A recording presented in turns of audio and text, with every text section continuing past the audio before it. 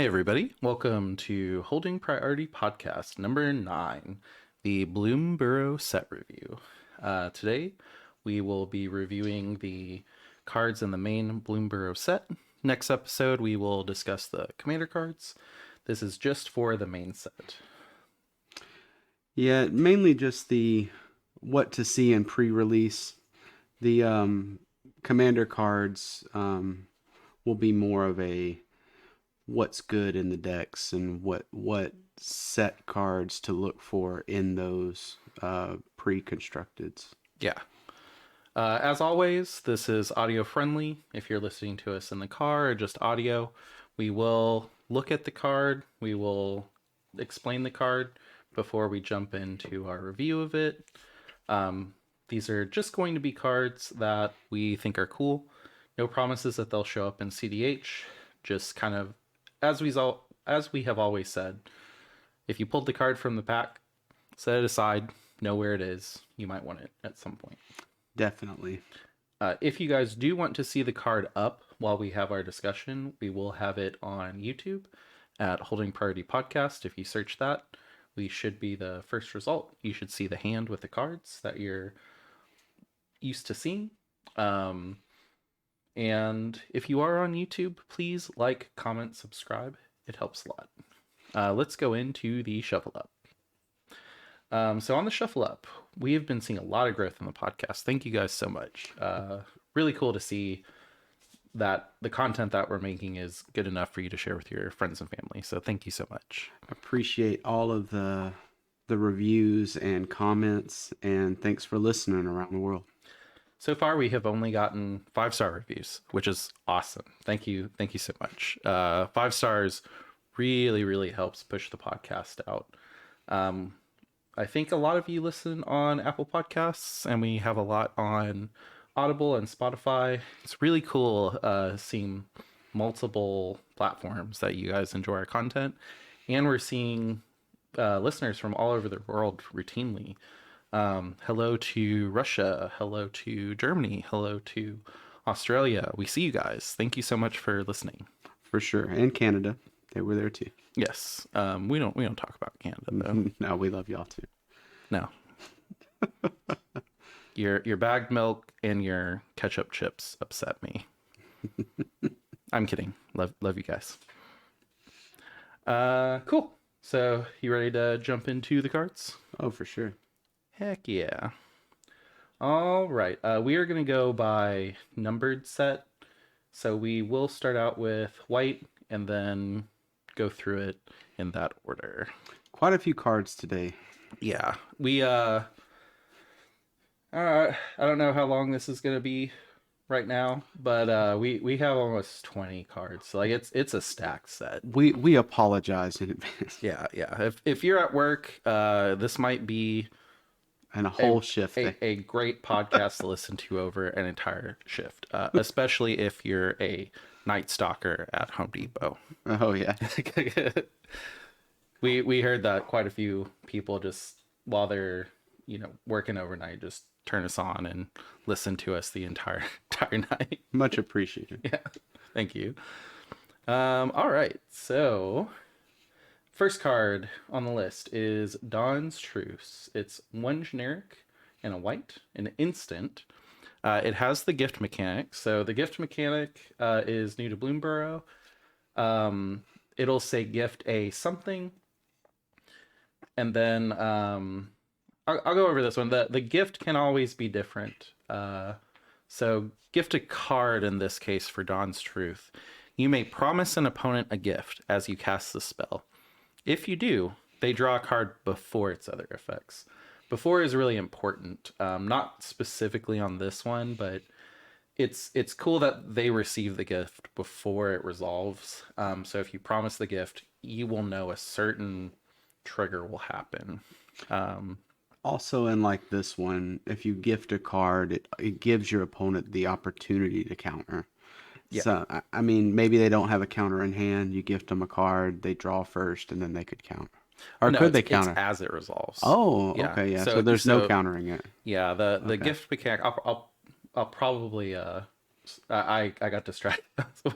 But So it's as it resolves. So you can look at somebody that you know might counter it, and it's like, hey, if this resolves, you get a card. I will gift it to you. Oh, okay, okay. And then they might be like, I don't really want this to resolve, but if I get a card out of it, fine. Well, Yeah, yeah, whatever's. yeah.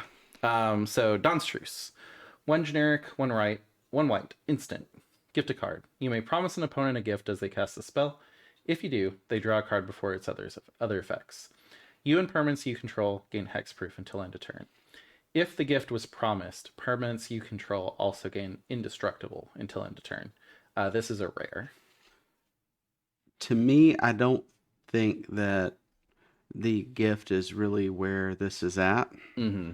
I think that this is much like the Autumn's Veil, Summer's, Yeah, Summer's Veil in green, but this yeah, is in white. and then you try to intuition, and then they hit this, and they're Mm-hmm. hexproofed. Yeah. Yeah, Intuition is one of those cards like in our local play group, people will be like intuition and then they'll start trying to resolve and we're like no no no no no you need to pick a target because it's relevant. A lot of us play green where green stands. Usually people that play intuition have realized that if somebody plays green, maybe you don't pick them as the target to pick. The thing about intuition is if you pick a target and that player leaves the table, let's say you figure out a way to kill them or they become hexproof, which can be done in green and white previously with Teferi's Protection, but Teferi's Protection was a big, like, nah, I'm out of here, card. Dawn's Truce, you still can be in the game, but you're just like, hey, this is a counter spell for intuition, which intuition is big. Not every blue deck runs it clearly, but having a card that gives you hexproof. So I mean, anything that says target player fizzles, and then also all of your permanents you control gain hexproof. So if someone tries to swords your commander, this is a 2-cost counter, which 2-cost counters are expensive, but it fizzles their card. And then the fact that you could, just be like you and permanents you control, which counts as lands. So, if you're in that red white land destruction deck, you can destroy all lands, Dawn's Truce, give all of your lands indestructible. yeah. Usually things like this will say non-land permanents. This just says permanents. So Also, even with like a brain freeze combo, I wouldn't be able yeah, to freeze you out. yeah. I think it's decent. Do I think it's game changing? I do think that I'll have more fear of white in my intuition line, which, you know, It yeah, like I think I would consider throwing this into Rocco. Um, it's I'm not gonna say unfortunate, but the white flare does mostly this. It just I don't think it does the hexproof aspect for the player. So the white flare is great, and this is similar. It's kind of standards option. But I mean, for me to have something that I can technically use as a counter spell ish for intuition, which I run green in that deck, so people probably aren't going to target me anyway. But also it protects my combo where it's like, all right, Arena Rector has died. My permanents have hexproof. You can't disrupt my combo with the swords anymore. Makes the combo a lot more resilient, and I kind of need redundancy in that deck because it does one thing. It does Rocco combo. Whether manually assembled or just full on, tap Rocco for 7, sacrifice Arena Rector, combo out win. It's good. It gives non-blue decks some say at the table, which I really like. I think more cards should be printed. Definitely, like blue should just have counter target spell. But I like that we're getting non-blue options that cause interaction at CDH tables. I'm not sure if there's a full art, but I do like the art as well, just to a tidbit on it. Yeah, yeah. This set just in general, I think the art's really cool. I really like that it's brought I like that Magic has been trying to bring new people into the sets. A lot of people that played Assassin's Creed and saw the cards were like, "Oh, this is awesome." Um, you know, Don's Truce and all of the Bloomburrow cards, how they have cute creatures and kind of like, I guess, witchy looking, like spiritual art. It's really cool, and the alternate arts are fantastic. It's gonna say how old I am, but it reminds me of Secret of Nim. Yeah, Secret of Nim, Redwall. I mean, also, if you're a furry, you might like this set. Let's just come out and say it. Like, Yeah, maybe. no judgment. All right, cool. Let's go on to the next one. Dewdrop Cure, 2 generic, 1 white, sorcery. Another gift. So gift a card. You may promise an opponent a gift as you cast a spell. If you do, they draw a card before its other effects. Return up to 2 target creature cards, each with mana value 2 or less, from your graveyard to the battlefield. If the gift was promised, instead return up to 3 target creature cards, each with mana value 2 or less, from your graveyard to the battlefield. I am not looking forward to this in like Rocco. Mm-hmm. I mean, this is a. I got Dockside off the field. Now I'm gonna plop it back out. It's Or rough. you bowmastered all of my mana dorks and I want them back. No, that's true too. Yeah. It's good. It's definitely like a weenie card, but I like that we're seeing more revive to battlefield effects for white. I mean, the most relevant thing to do here is Dockside, but I mean, let's even say like Vexing Shusher is great. It's you put out a Dockside and a Vexing Shusher, and then your combo is protected. The fact that it's a sorcery is for 3 is what we might not see this in CEDH, but it's very playable regardless. I think it's a decent option. I think this card will be everywhere. This is something I also look at is how rare is this? Yeah, This it's is uncommon. this is Yeah. uncommon.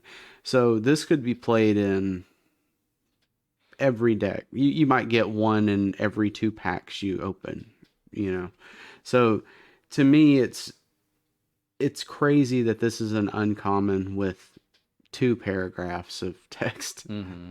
But I can see a world where you're able to loop e-witness, dewdrop cure, and then some 2-drop utility creature that returns or flickers e-witness, and you just you know get dockside. Maybe your other creature has an ETB where it eats a creature, and you just like I can see this being a combo enabler. I personally don't know where that is, and if you do, please leave a comment. yeah, leave it in the comments.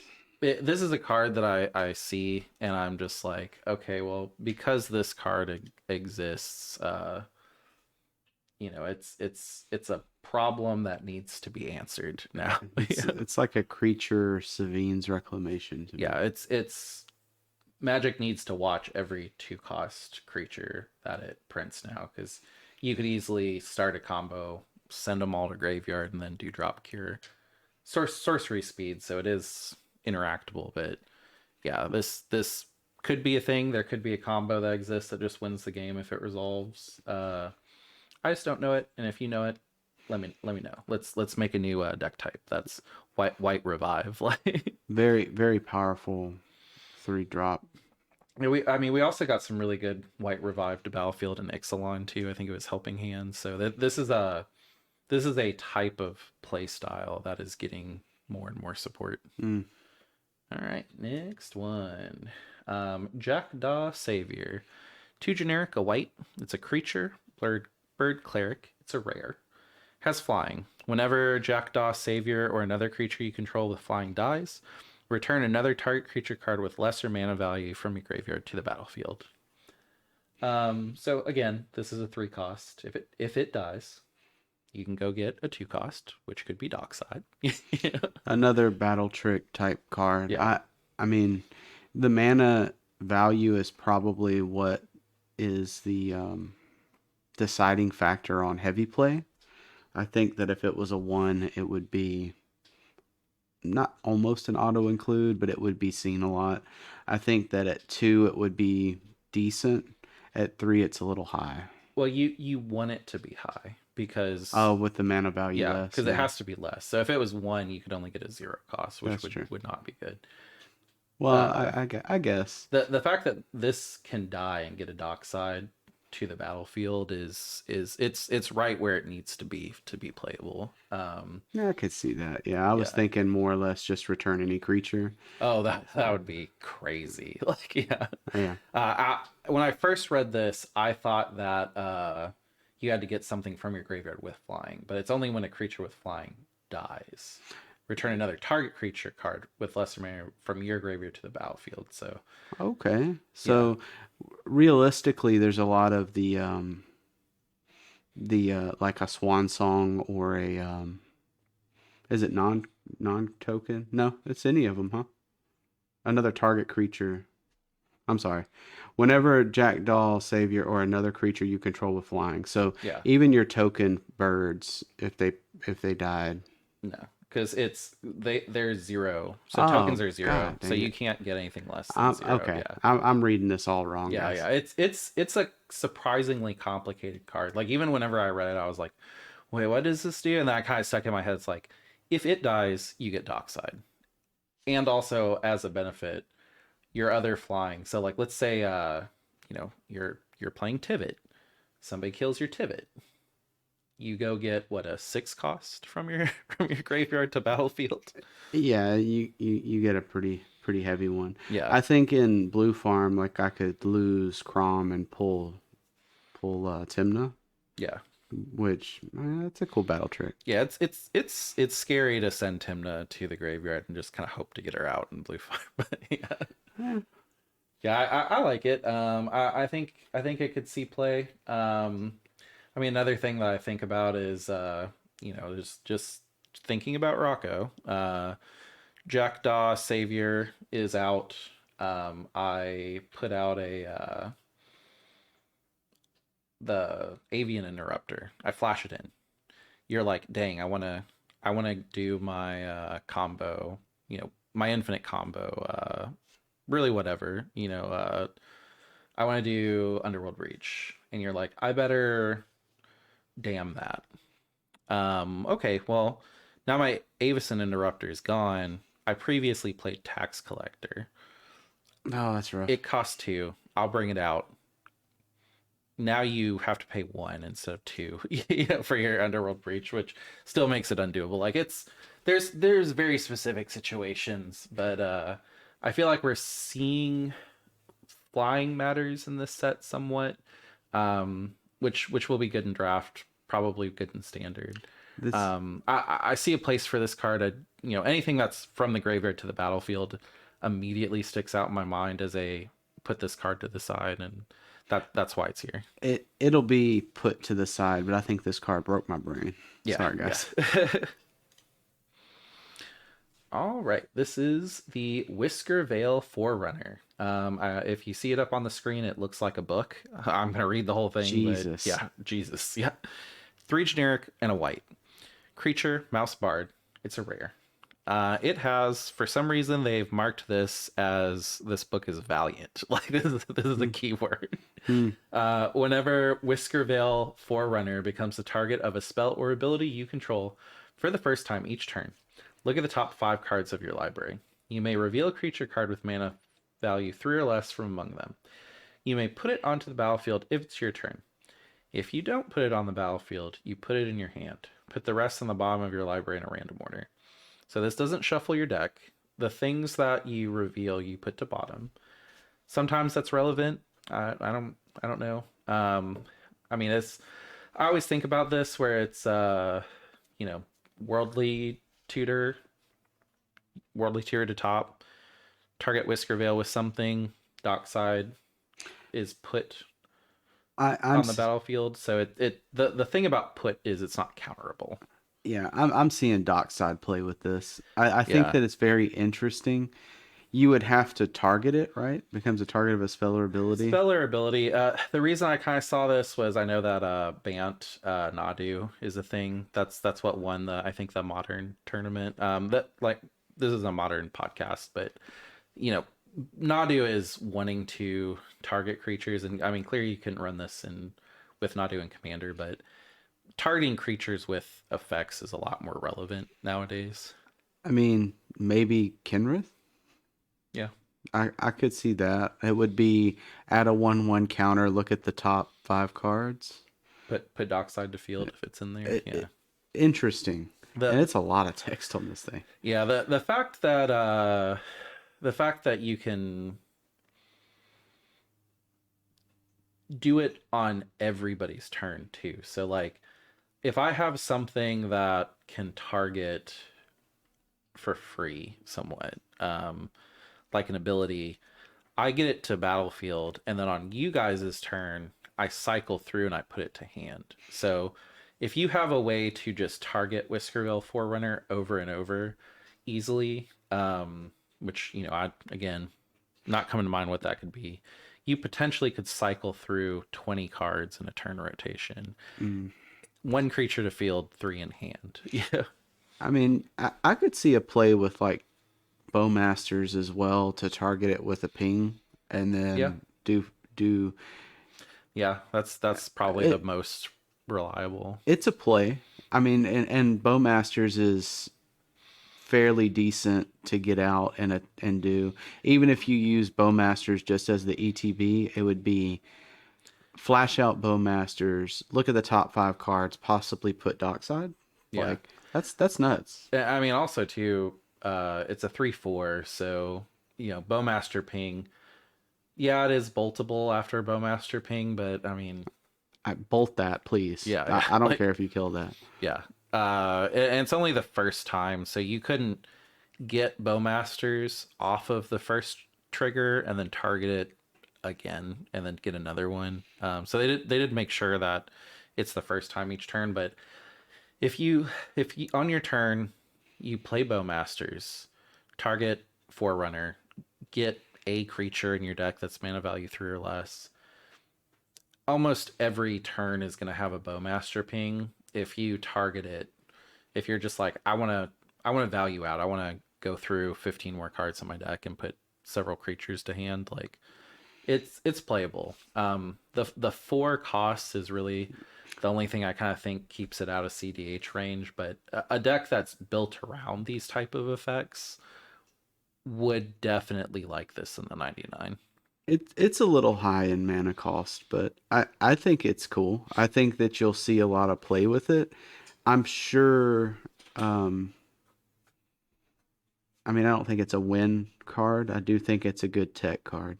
The only card that I kind of, and this is not real, like this is a fringe deck, but I always forget his name. The white black zombie that turns things into legendaries whenever they die. Ooh, I don't know. Yeah, I always forget his name. Um, he's one of those cards that it abuses the ring tempt ring bearer mechanic. Mm, So I think you could have a white black deck where this goes in, because I know with the Nazgul it goes somewhat infinite. It's a deck you don't see very often. I'm gonna look them up real quick because I know that there's people just like, I play that deck. Like, yeah, just yelling at the in the car. No, I think that it's decent. I do see a lot of play with maybe Bowmasters. You could also see a like the Kenrith play. I could see that as well. Um, yeah. So it's Rata de Brat. This, oh man, this name. Rata de Brick of Urbog. 2 generic white black legendary creature zombie wizard. Vigilance ward 2.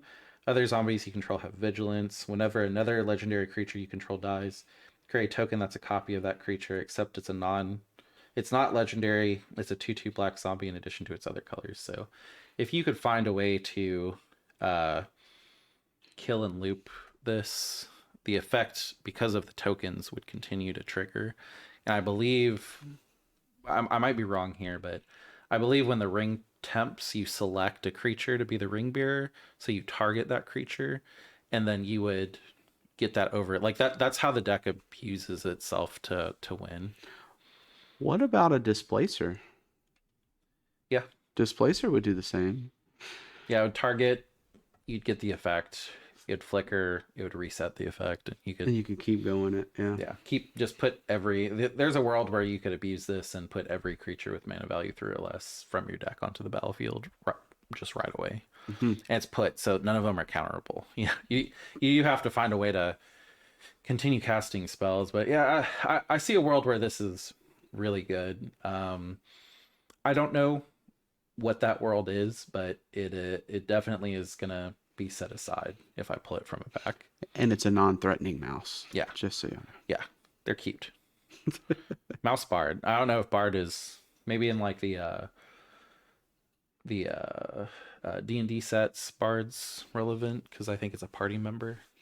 know. Well, it's music. I think it's holding Yeah, but like relevant as far as like MTG. Like I think they care about party members Oh, okay. because there is that one dungeon commander that wants to assemble a full party, and you do see it. It's a fringe card, but it's a deck that you do kind of see people play, and they win quite a bit because everybody's like, I don't know what this does. Like, all right, now we're going into blue. Definitely tried to get a bunch in every color. I will say probably white and green was the one that we stretched the most for cards that we thought were relevant. But I mean, we just did the white review, and those cards They're pretty very solid. relevant. Yeah, Yeah. yeah. So like this is a great set for high power to CDH commander. This card is Eluge, the Shoreless Sea. One generic, blue, legendary creature, elemental fish. It's a mythic. Um, Eluge power and toughness are each equal to the number of islands you control. When Eluge enters or attacks, put a flood counter on target land. It's an island in addition to its other types, for as long as it has a flood counter on it. The first instant and sorcery spell you cast each turn costs blue or one generic less to cast for each land you control with a flood counter on it. Yeah. So like if you're doing a mono blue deck that cares about island walk, which is, I bring this Merfolk up every single time, and I I Yeah. feel like I just need to make this deck at this point. Um, you can go ahead. I want to look up that Merfolk because I always mention it, but you can go ahead and talk about the card for a little bit. It's one or one less to cast for each island. So you could honestly play a lot of your spells for free. Is that true? Because it doesn't say up to one, you know? So, like, if you have five flood counters on your lands and you want to cast a, I don't know, this is a bad example, but Force of Will, you don't need to use its alternate. You could just cast it. Yep, just first spell you cast each turn. That's pretty crazy. Um, the island walk is decent. I think the three blue pips is something, but like you said, um, if it's a mono blue deck, then you should be fine. Also, its power gets pretty big too. This is a in my opinion, somebody that doesn't play this deck but it talks about it as much as I do. It seems like a good thought of Adele card because you have the option of turning your opponent's lands into islands so that you can activate the island walk, which is relevant for her. And then on top of it, if you're in a situation where you're like, the only other blue at this table is Rograth. I'm mono blue. Clearly, I have to stop Rog. Um, you, I mean, by the time you get a 4 cost creature, it might be a little bit late, but you could turn all of your 1 cost counter spells into free cards. Like the fact that it also makes it go down at blue is relevant because it becomes, oh my, you know Flusterstorm is free. My Spell Pierce is free.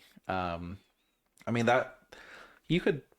maybe justify this being a mono blue commander where, you know, you just have free counter spells to stop people constantly. You know, like I could see that. if you have two flood counters on your lands, counter spell, which is one of the best counters in the game. I also have like Flusterstorm and all of that.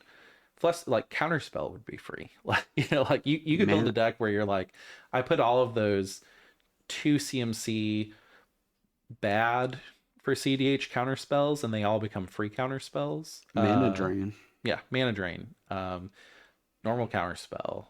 There's a lot of the thing that's crazy is you wouldn't even have to go, oh, I'm only going to run the counter spells that are two blue pips. You could have those counter spells that are one white one generic pip and one blue pip and be like, okay, I can also run this. Like the fact that it's so flexible is kind of crazy. Like I don't want to see a deck that's just this and then every Counter. one to two cost counter that's ever been printed, and you know some silly like two card combo that's expensive, but the deck knows that it'll get there. You know, like This is this is a troll commander in my opinion. Like if you put this as your commander and you counter everything, like just expect to not have friends after at the end of the day. You know, like yeah, yeah, there you go. there was already a card that we'll talk about later that I thought was going to be a troll commander, but I mean this could be it. Like if you're that guy that just really likes to make people miserable by countering their stuff, like you could do a casual deck that's just all of that. I do see a world where you know you could have a very competitive CDH deck that does that. I mean, you'd have to worry about Grand Abolisher, but if you're able to run the two cost counter spells for free, you know you have creature counters. You know, Yeah, like, yeah. uh, yeah, I think it's decent. yeah. If this had a way built into it to refill your hand, I would be really worried about it. Like this deck, you know, you'd kind of peter people out pretty quickly, and they'd be like, "Well, all my counters were free, but I only had four, and you ate through them because you played a Tali." Like, you know, I don't think you're looking at the big picture here. If I'm not paying the mana to counter stuff, I could easily drop a Ristic Study. I could easily drop, yeah, a that's true. Mystic or Remora or You could drop a very good frog that we'll talk about in the next episode. yep, Ribbit Study. Yeah. Yep. Uh, yeah. This looks fun. Multiple reasons, but I think it'll be a heavily casual card, but I do think it's fun. I think I've talked about Thada Adele on this so much, and I don't play blue, so I really think that I just need to build that deck. Like, I think after our tournament syndicate on in August, I'm gonna build Thada Adele, or I mean maybe Gralnock plays this because there's a lot of lands that there's a lot of oh yeah, this is going in Gralnock for sure. Because there's a lot of lands that like I can't run basics in that deck. And if I could turn my utility lands into islands as well, so that they Yeah. tap for blue, like heck Yeah. yeah. Yeah. That's all we need. I like this card. Thank you, Wizards. Uh into the Fledmaw. One blue. It's an instant, it's an uncommon.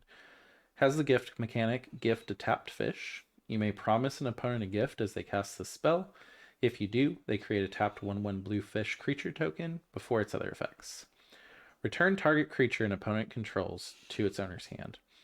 If the gift was promised, instead return target non-land permanent and opponent controls to its owner's hand.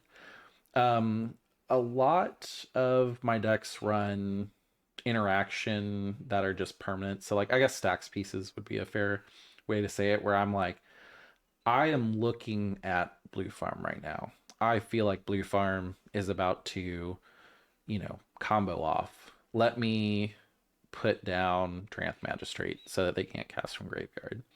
Or, oh no, you know, Sisei's here. I feel like Sisei is going to start their tutor combo. Let me put an op agent.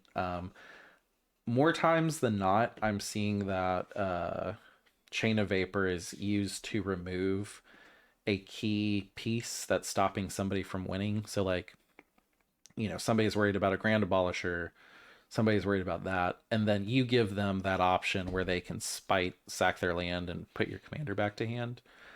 Into the Flood Maw is that, except if it's just a creature, you don't even have to give the gift. And if you want to, like, let's say you're about to combo off and you want to remove a Ristic Study, you can just be like, I'll give you a 1/1 tapped fish, which is completely irrelevant for the most part in Commander. Unless they play black, they would have sacrifice options, but it's good. I think it's definitely not as flexible as Chain of Vapor, but I would say over half the time, Chain of Vapor is just a card that you're using to remove that thing that's stopping you from winning the game. So I think I don't know if it's good enough for the spot, but a one cost instant that unlocks you is pretty great. Like it also, Winota kind of comes to mind of, oh, Winota's going to combat. Does anybody have anything to say about that? Cool. Or, hey, someone's doing their Hullbreaker combo. Like, triggers on stack. Can we stop them? Yeah. Or somebody's doing their kitten combo. I feel like those instant return to hand effects are becoming a lot more relevant. Like, someone's about to loop a dockside, and if you have this very efficient one blue instant, I think it'll start seeing some play. I think that will it take Chain of Vapor spot? Probably not. Definitely not. Yeah. However, redundancy is always good in what you're trying to do in Commander since you can't have two of the same card. This is almost Chain of Vapor, which is better than not a Chain of Vapor. Redundancy and the fact that you're not allowing your opponent to copy it is really good, because Yeah. there's been times where I've seen somebody go, all I can do is Chain of Vapor, and then the other person has a bunch of zero cost rocks and they're like, thank you, and then they tap all of their lands out, and then every zero cost rock that they've already tapped, they just sack a land to return it, and then they basically double their mana pool. And that's a big sad moment, and with this you avoid that. So And again, this is one of those ones that I look at rarity. You'll probably get this in every pack yeah, you open, just about. and uncommon for Yeah. this efficient of an effect. Um, Other than that, though, like I said, if you're playing Chain of Vapor, I don't know if you've entered this in too, but this is a good option for if you need one. Yeah, I mean I don't play blue right now, but it's one of those things where I could, it's very relevant. I can think of several times in games I've played lately where this in hand would have stopped a win attempt. Which is really cool to see. All right, next card. Kitsa. Oh wait, the last card. It was really good because it also had frogs in the art. Yeah, frogs. Frogs in the art. If it was a 9 out of 10, a frog in the art would make it a 10 out of 10. I think we just picked all cards with frog. No. Well, we picked all cards with frogs, otters, bats, raccoons. Like All of Bloomburrow. everything is cute. So this is Kitsa Otterball Elite. One generic blue. Legendary creature, Otter Wizard. It has vigilance. It has prowess. Prowess is whenever you cast a non-creature spell, this creature gets +1/+1 until end of turn. You can tap it to draw a card and then discard a card. You have another effect that's two generic. Copy target instant or sorcery spell you control. You may choose new targets for the copy. Activate only if Kitsa's power is 3 or greater. Okay. I was really worried about that last ability until it was I'm sorry, the prowess. It Yeah. makes sense now. If you cast a instant or sorcery, it's immediately a 2/4.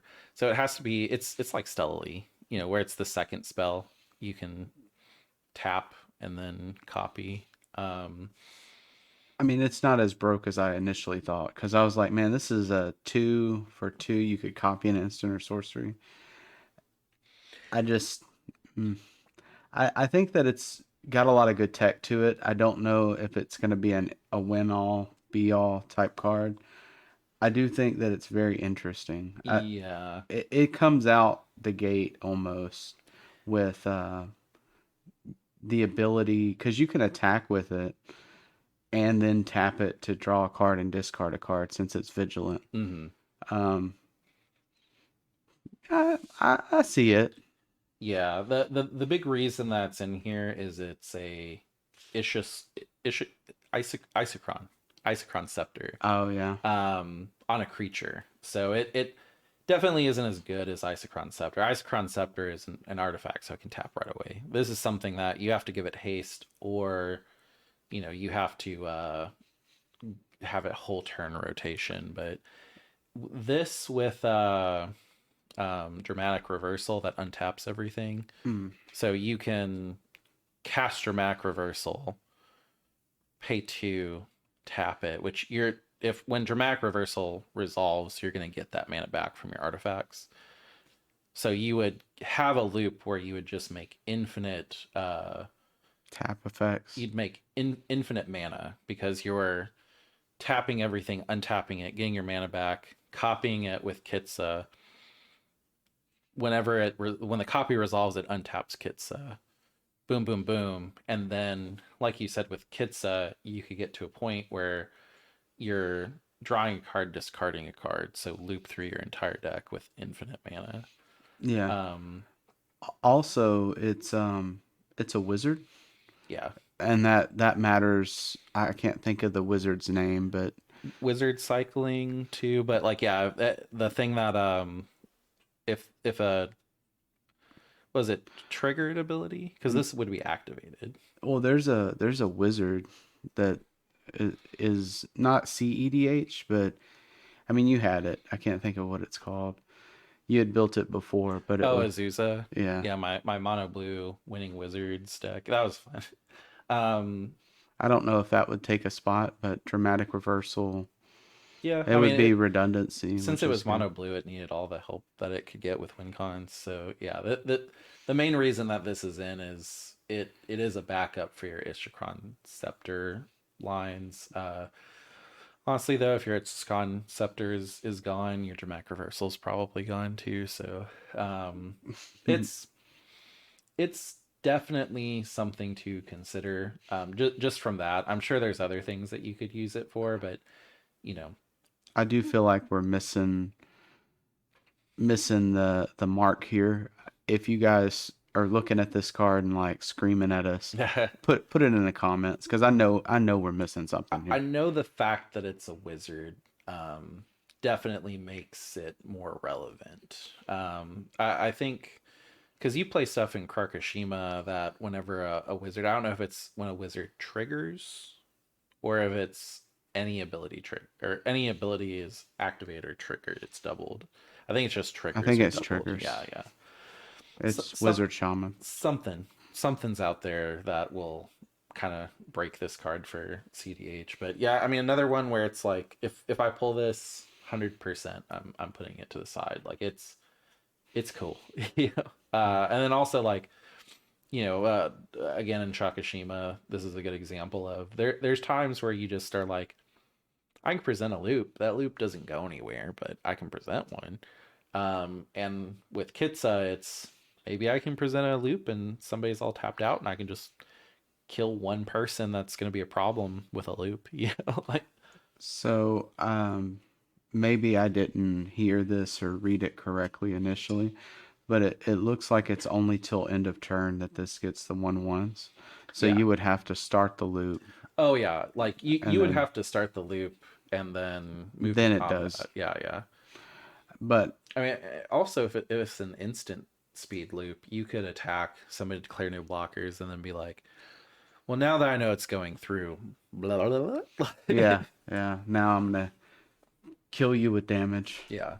Which, I mean, I would say in CDH, just from a tournament's perspective, it you don't really want to remove a player from the format because then you're kind of you've exhausted yourself and the other two people are just like, heck yeah. Also, he's a threat. He just killed somebody. But I mean, if there's a if there's a Kenrith that's going next and he's clearly gonna win, or let's say the next person that's going to win is Kenrith, and then there's an Atali at the table.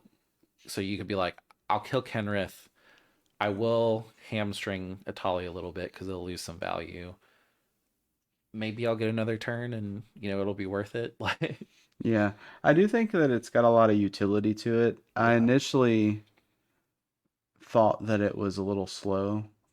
Now I'm looking at it and it's not as bust as I thought. Like, The otters, for the most part, are also is it colors red blue. mm, So that there's decks and most likely standard decks where this guy will just get haste, and it's not a play him and pass. He's a 2/1/3, which is good. I, do I see this being somebody's commander? Absolutely not. But I mean, again, Ishikron Scepter somewhat in the command zone is pretty good. Yeah. yeah, for sure. All right, next card. Mockingbird. It has a cost of X and then 1 blue pip. Creature, bird, bard. It's a rare. Flying. You may have Mockingbird enter as a copy of any creature on the battlefield with mana value less than or equal to the amount of mana spent to cast Mockingbird, except it's a bird in addition to its other types and it has flying. It's a 1/1. Um, so let's say you have Dockside out on the field. You can tap one generic and a blue, and then Mockingbird comes in as a copy of Dockside. I thought when I read that that was the coolest part about it was it wasn't X, it was the blue pip counts. Yeah. And I know that that might sound kind of lackluster, but to me that's like this is awesome because I'm literally paying whatever you paid for that creature Mm. and I get it. Yeah, it has its upside and its downside. So like, Flesh Duplicate is an example of we just really want clones. Like Flesh Duplicate is 2 blue, which is hard to cast. It has Vanishing 3, but for the most part, you're just like, I tap 2 blue, and then I get the ETB of some crazy creature. And then after, I don't care about it. And that crazy creature, for the most part, is probably going to be a Dockside. And if there's not a Dockside on the field, it's probably going to be Timna. To get a flying Timna for 3, 2 generic and a blue is pretty good. The only downside about Mockingbird is, let's say you're playing. I hate to keep using this as an example, but it's relevant. Atali, you know, you have to pay 6 and a blue to get a copy of Atali, and with your other clones, you're only paying 2. But also, like, I'd pay 6 and a blue to get a copy of an Atali. Like, I I don't think that in that instance this is best. I think in the dockside instance this is great. I think in Timna this is good. Dockside is probably where I would look at this one. Um, yeah, and you never know. Maybe you have this in hand and somebody plays something, and now you can play the same card. I yeah. mean that's not bad. The fact it copies your stuff too is very relevant. There are some clones that it's only opponent stuff, so Hmm. yeah, it's good. I mean, clones are good. I mean, the fact that blue has all kinds of crazy card draw counters and clones is crazy color identity. Yeah, And they're just getting better clones I as don't of late. I don't know if this will go straight into my deck, but I'm gonna put this to the side and think about it Yeah. pretty hard. So, same thing. Like whenever I look at a spot in my deck and I go, what do I want? Do I really want Phyrexian Metamorph, or do I just want a Mockingbird? Like it it it's something that is a question in my mind now, which is good. Yeah, it's a bard, which, I mean, again, might be relevant. All right, we've got Valley Floodcaller. So I try not to name drop too much on this podcast, but Comedian MTG is one of our more favorite CDH players, and he said that this is one of the best value cards that has been printed in a while. So prefacing that, let me go into the card. Valley Flood Caller, 2 generic and a blue. Creature, otter wizard. It's a rare. Has flash. You may cast non creature spells as though they had flash. Whenever you cast a non creature spell, bird, frog, otters, and rats you control, get +1/+1 until end of turn. Untap them. It's a 2/2. Yeah, I mean it's Born Upon a Wind for one more with creatures. I will say that Born Upon a Wind, a lot of the things that you're trying to do with Born Upon a Wind is close the game, and if you're in blue, that's usually Thassa, which you cannot cast Thassa as flash with Valley Flood Caller. But I mean, if you see somebody winning and you have Underworld Breach combo with Brain Freeze, you could go, oh shoot, he's gonna win. Let me mill everybody out. Like, I think that it's very decent. yeah, I don't exactly see the value that Comedian put on it. Um, I do think that it's good. I think that the untapping the birds, frogs, otters, and rats could also be relevant at some point too. there. I did consider it for Gralnock because there's a frog that lets all frogs tap for mana. Mm. So there is a world where you have a bunch of cantrips and you're like, okay, I tap for green, I cast Noxious Revival for life. I untap my frog. I tap my frog for blue. I cast Neoform. I untap my frog. Like it, it's not going to be relevant in CDH. The only thing I think I do think we might see some people run Gralnock. I mean, I think Gralnock is good. I talk about it quite a bit. I am excited to see where Gralnock will be with a bunch of frog support. I think this is very relevant in that deck. It's going to go in. I think everything has flash.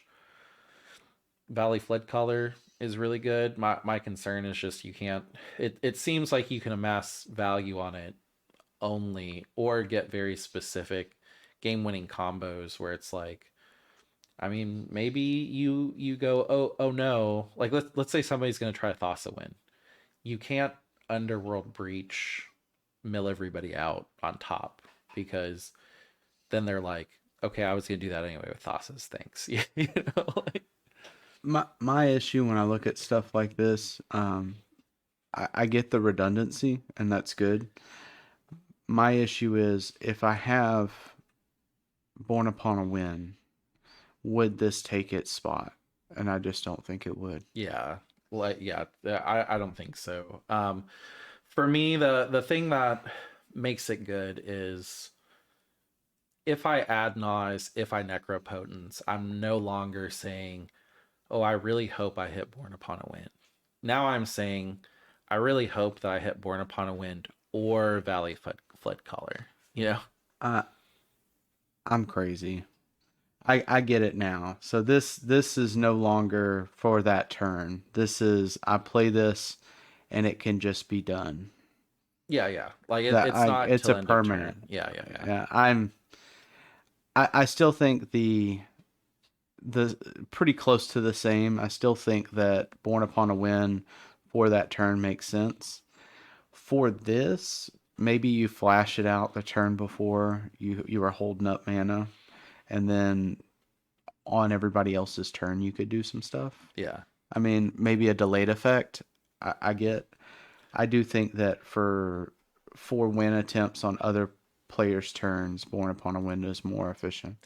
Yeah, I like the redundancy, because if I'm gonna Necropotence or add Nos, it's very cool for me to be like, if I look at an add Nos and go, yeah, if I hit Born Upon a Win, I win, but am I willing to risk one card in my deck showing up?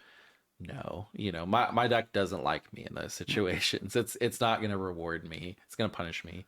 But whenever there's two cards, it's like that this feels a lot more obtainable. Like I'll go for it. I'm willing to risk the entire game on pulling either one of these. I mean, it's great in Gralnock because I already run Last Word Phantom in that deck, and Last Word Phantom is at your end step. I basically get to try, something, but Valley Flood Caller, I'm not going to say it'll be the Grand Abolisher of Blue, but Valley Flood Caller is one of those things where it's like, okay, it's three. I'm probably not going to counter this. I'd rather just counter Thassa's. So it's probably going to resolve. And then if it sticks around, it's a problem. And let's say you try to remove it. Well, everything I have has flash. So on top of your removal, I'll know, okay, this is my window. I like it a lot more now that I've kind of realized it as a creature. Mm-hmm. I don't that effect just seems like it's a one shot done, and to be able to be like, all right, guys, I'm putting this out. This is the ley line does the same almost too, right? Like the blue ley line, I think Yeah, but so. it's non-creature, so it's easily counterable, and that's four. So like, it's something that you're gonna draw into with Necropotence, or like, is this a blue farm card? Probably not. Is this I always forget the white, black, blue, the one that Post Malone plays, the Enchanter. Oh, sir. Zur, this is a Zur card. This is a Necropotence card. This is probably a any Demir deck probably is running it along with Born Upon a Wind, because you're trying Necropotence for 30 cards, and then you go, okay, yeah, I got Valley Flood Caller. This is no longer a pass situation. This is on my end step. I attempt. Yeah, Yeah, attempt something. because all you need is really the 3 mana open, and in those decks, you can mostly rely on the fact you'll get some zero rocks to start you up with whatever you're gonna do. I like it. Yeah, I think that it's decent. Again, if we missed anything, please put it in the comments. I'm sure I'm sure we did. yeah, I think that Born Upon a Wind personally is still best in slot, in at least in Blue Farm, and I could be wrong. yeah. There's I keep dropping hints on it, but there's a blue commander card that's coming out that will be on the next episode that I don't play blue, and I'm over hyped on it. You know. Oh, wait. This buffs that frog. Oh, it does. Yeah. Mm. Again, rivet study. Yeah. This will be a tease. We're not going to tell you what the name is. We're not going to tell you what it is. You'll need to look at the next episode. I hate when people do that, but I'm sorry. You need to watch the next episode, because I'm gonna, as a non-blue player, I'm geeking out about it. So I'm a little sad that it's not on this one. yeah, I didn't even realize that these two synergize together. That's awesome. Like, cool. All right, yeah. Next one. All right, so now we are into the black. So we've got two colors down. So this is Coiling Rebirth. 3 generic, black, sorcery, rare. Gift a card. I don't think I'm going to read the gift anymore. I think we've kind of nailed that home. Nah, just what the gift Yeah. is. Return target creature card from a graveyard to the battlefield, from your graveyard to the battlefield. Then, if the gift was promised and that creature isn't legendary, create a token that's a copy of that creature, except it's 1/1. This is crazy in Crick. It's crazy in really anything that runs. Oh man, another creature. The 8 cost Convoke Dragon that's black that you saw in half and you tutor. Hooding Broodlord. Broodlord. Yeah. So let's with Crick. It's is there a Gary in my graveyard? Cool. I would like 2 Gary ETBs, please. Oh, is there a Broodlord in my graveyard? Which the Broodlord probably is in there because you saw and halved it. Cool. Let me make 2 of them. Let me go tutor 2 cards. So there's a world where you play Broodlord. You saw in half, which got a reprint in this set, which is really cool that we have a actual non Unfinity, saw in half, which saw in half has always been legal, but it's been hard to come by. Also, it's a squirrel. Cutting a worm in half. Heck yeah. So you Broodlord, go get Sonhalf. Sonhalf the Broodlord. Broodlord is 8, I believe. So you get Sacrifice and Coiling Rebirth. You tap the token to sacrifice it. You get 8 black. You cast Coiling Rebirth, leaving 3 black left over. You get Hoodlord or Broodlord back, and now you have 3 cards sitting there that you've tutored with Broodlord, and 3 floating black mana.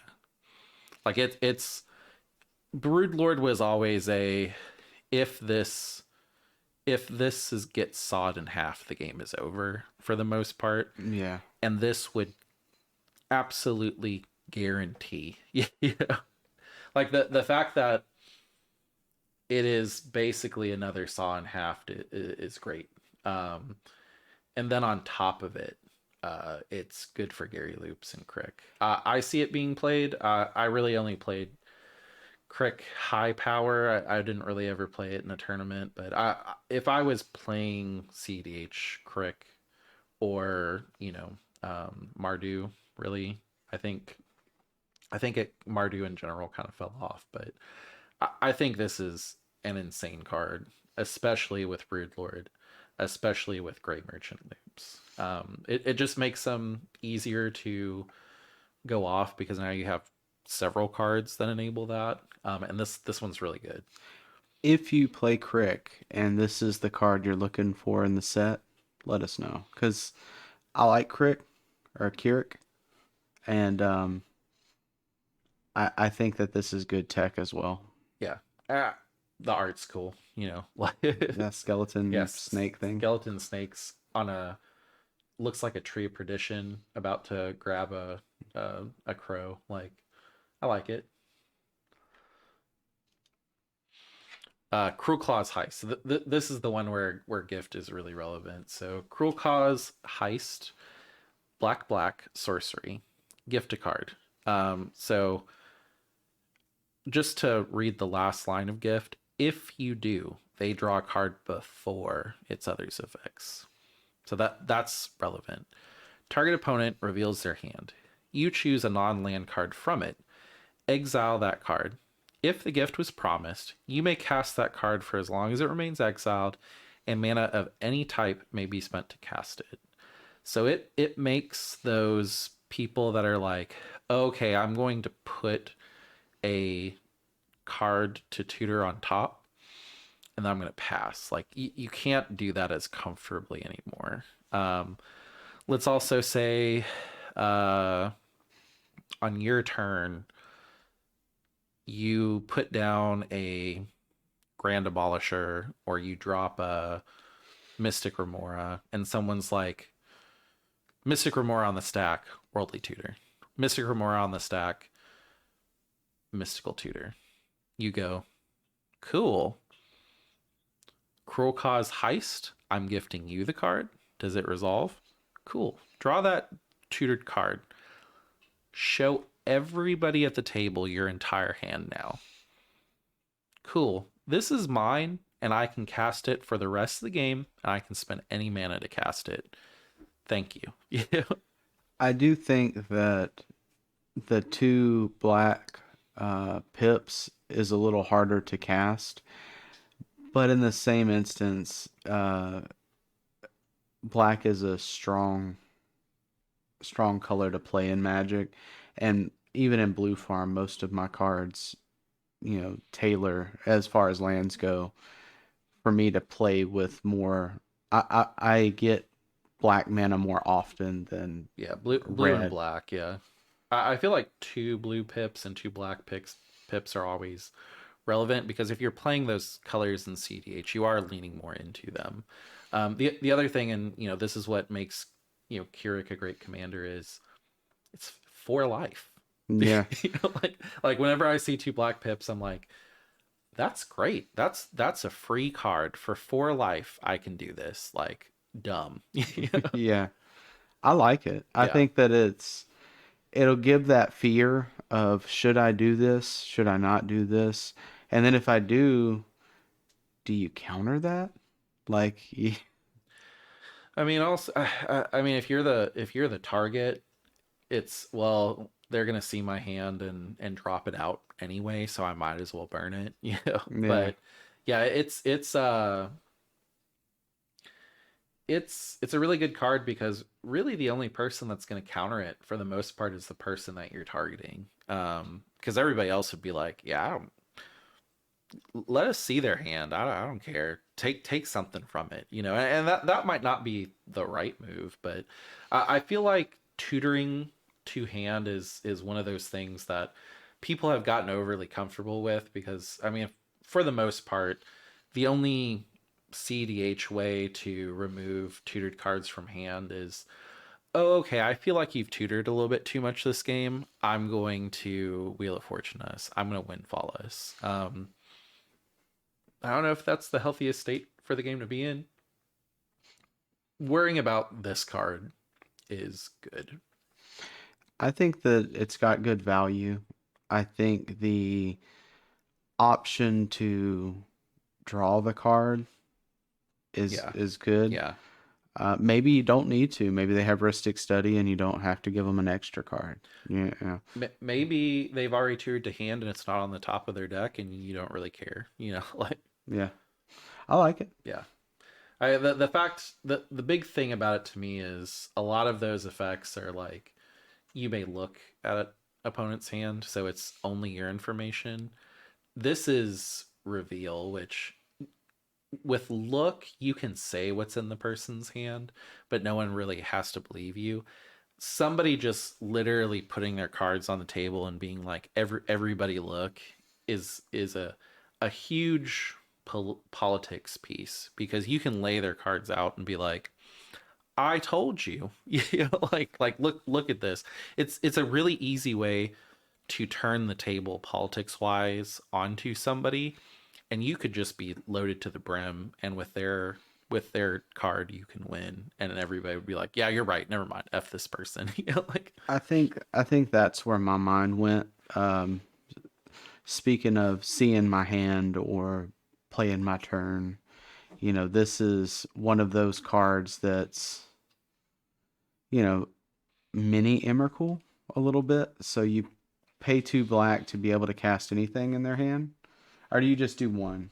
just one. It's just okay. Yeah, but Yeah, you still. exile it, and for the rest of the game, it's yours. So this basically is increase your max hand size by one on a card. Mm. You know, like Also, the chances there's been a lot of games where I get Emrakuled and it's really only one card that makes it. You know, I'm just like, well, that's my game. Like I'm who's done. running Emrakul and CDH? That card costs 13. Who would do that? I don't know. Atali does crazy things. It's me. So, Worldly Tutor to top Emrakul is side note, very good in Italy, and then also it's a politics piece because there's gonna be people that are like, I'm really worried about this guy winning, and then you'll be like, I can worldly tutor a Emrakul to top, and then I'll just mess up their turn, and everybody's like, yes, please. it's And never the option. I, I am on the receiving end of that a lot. Let me say this for the record. If you allow somebody to worldly tutor Emrakul to the top, you've lost the game. I every single time I've done it, I've won. The only time I haven't outright won was last night, and the problem was I had an op agent on my side of the field, and because I was you for that turn, I thought my op agent. It didn't occur to me that if I tutored while I was you, my op agent affected me. Mm. So still good. I got a jeweled lotus, or not a jeweled lotus, a lion's eye diamond out of it, but still, 90% of the time it works every time. I think pulling cards out of somebody's hand and then being able to cast them later is Hmm. very strong. Yeah, it's making hands not safe to where people aren't worried about wheels is great. you ruin their hand for the most part, and you don't draw them a new 7. So I really like this card. I expect to see it a lot. There will be several cards that are just this is good in Omnixus in this set. Or things that want to ping or things that want to punish. This is one of them. I'm probably not going to spend too much time on it. Iridescent Vine Lasher, 1 black, creature lizard assassin, has offspring 2. You may cast initial 2 as you cast the spell. If you do, when the creature enters, create a 1/1 token copy of it. Landfall, when a land you control enters, this creature deals 1 damage to target opponent. Great. Obnixus. Yeah, Obnixus. Don't really see it being played anywhere else, but I mean, Obnixus is already good. Obnixus hasn't lately been winning a bunch, but I mean, there's quite a few tiny pingers, and there's also Italian that ping people down slowly and efficiently.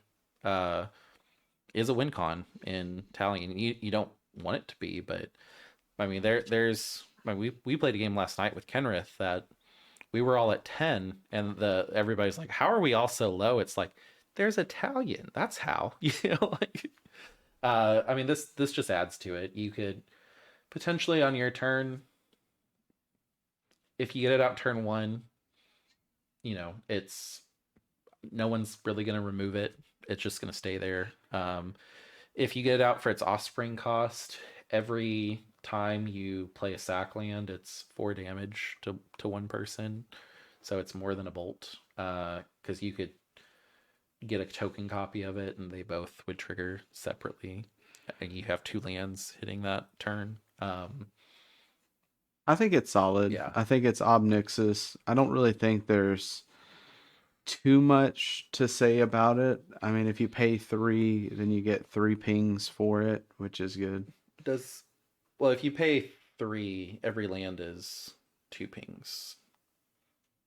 Because you Oh, I get thought it. it's only 1. Yeah, Okay, yeah, I thought it was 2. I'm yeah. sorry, I mean, but still, I maybe mean, this is a win the game and Gitrog. I think Gitrog just discards the lands. They don't play it over and over. So that I think that's wrong now that I think about it. But I I mean, I think there are decks where I mean, this is for 3. You can for the rest of the game until somebody removes this creature that's probably not going to get removed. yeah. Play a land, ping 2 different people, draw 2 cards. And Black has been looking for a 1 drop that's red has uh red has Ragavan, white has Esper Sentinel, uh blue has Mystic Remora, green has Delight Halfling. This could be the card in black that whenever you see it in your opening hand, you're just like, oh great, I have a strong start. Outside of Dark Ritual, I don't really think black has that. Um, this could be it, especially for Obnixus. But yeah, this is here. If Obnixus didn't exist, I probably would have skipped over it. It's decent for him. Great value regardless, but wouldn't see it in CDH if it wasn't for Obnixus. This is not a CDH card, and this is a card no one should run in Commander, but Maha, it's Feathers Knight. What a weird name. 3 generic black, legendary creature, elemental bird. It's a mythic. Flying Trample has ward of discard a card, so if you want to target it with anything, the opponent has to discard a card, or else it's countered. Creatures your opponents control have base toughness 1. Ugh. There's a lot of combos that just means none of your opponents can play any creatures because you give everything -1/-1. It's only your opponents, doesn't affect you. You could turn lands into creatures and wipe everybody's lands out every time they play them. Like there's a lot of lock down the board things. In CDH, it doesn't really work so much unless it's like lands. But even then, like there is a world where it's like, okay, well, I'll just put out my 0 cost rocks. I'll cast Thassa. Don't care if she dies when she enters. She enters. Tainted Pact. I win anyway. Like there's ways out of it in CDH. I see people that don't want friends anymore Yeah. making this as a I casual deck. Yeah. I was gonna say that this looks like one of those cards like the fish that's like, okay, well, played this with my friend group and now, Yeah. you know, I'm not invited anymore. Yeah, I made the deck. We all had a laugh at the game. I'm not allowed back, or I'm not allowed to play it anymore. Like I feel like this is a deck that you'd build and you'd be able to play it with your friends once, and then you'd just be looking at your for victims at your LGS, and maybe for 2 or 3 weekends in a row, people wouldn't know, and I feel like there'd be a wanted poster at that LGS where they're like, don't play with him, he plays Maha. You know? It's got the picture of the card above it and then your Yeah, face. yeah, like don't build this. Like I think that it's strong. yeah, It's a 5 for a 6/5, and then the crazy effects. Um, it could have a lot of play with a deluge. I don't yeah. really have a whole lot other than that. I mean, I think it's solid. I mean, if you're running black white, it's okay. I have Elish Norn in this out. No one can ever play another creature, for the rest of the game. I There's decks that do that, but I mean, it's too slow for CDH. Like you'd never really see this in CDH. And maybe I'm wrong. Maybe like Crick plays this with Massacre Girl, and it's a crazy way to clear the field for really efficiently in Crick, and it's two creatures, so it's not going to get countered. But I just CDH doesn't really care too much about board wipes for the most part, unless there's like a Winota or something like that. I more care about enchantments and artifacts. Yeah, I mean, personally, I think it's solid though. I think it's an interesting card. The art's awesome. yeah, I do view this as more of a casual. yeah. And a casual that would make your friends probably make a group chat without you in it. All right, next card. Osteomancer Adept. It is a generic black creature spirit warlock with death touch. Tap until end of turn. You may cast creature cards from your graveyard by foraging in addition to paying their other costs. If you cast a spell this way, that creature enters with a finality counter on it. To forage, exile 3 cards from your graveyard or sacrifice a food. If a creature with a finality counter on it would die, it is exiled instead. Um, this is Underworld Breach on a creature. It needs to tap, so it's another one of those. I have to find a way to haste enable it to tap it. So it's not just cast to just start a combo. It's pretty crazy if you find a way to remove the finality counter, which there's Tyam, which eats counters, so it would enter with a vigilance and a finality counter on it, so it would enter with 2 counters, which Tyam loves that. What is a finality counter? It says at the end. So if a creature with a finality counter on it would die, exile it instead. But Oh, but okay. Tyam eats the counters, so it's a benefit for him. And then also if you're running white, there's that enchantment where you're you can't get counters, so your creature would just come back with no finality counter. When it dies, it would go to the graveyard, loop it again. Yeah, there's creatures, especially in black, that when they ETB, they mill 3 cards. So it's okay, technically I have an Underworld Breach combo now. Play it's like a 1-drop zombie.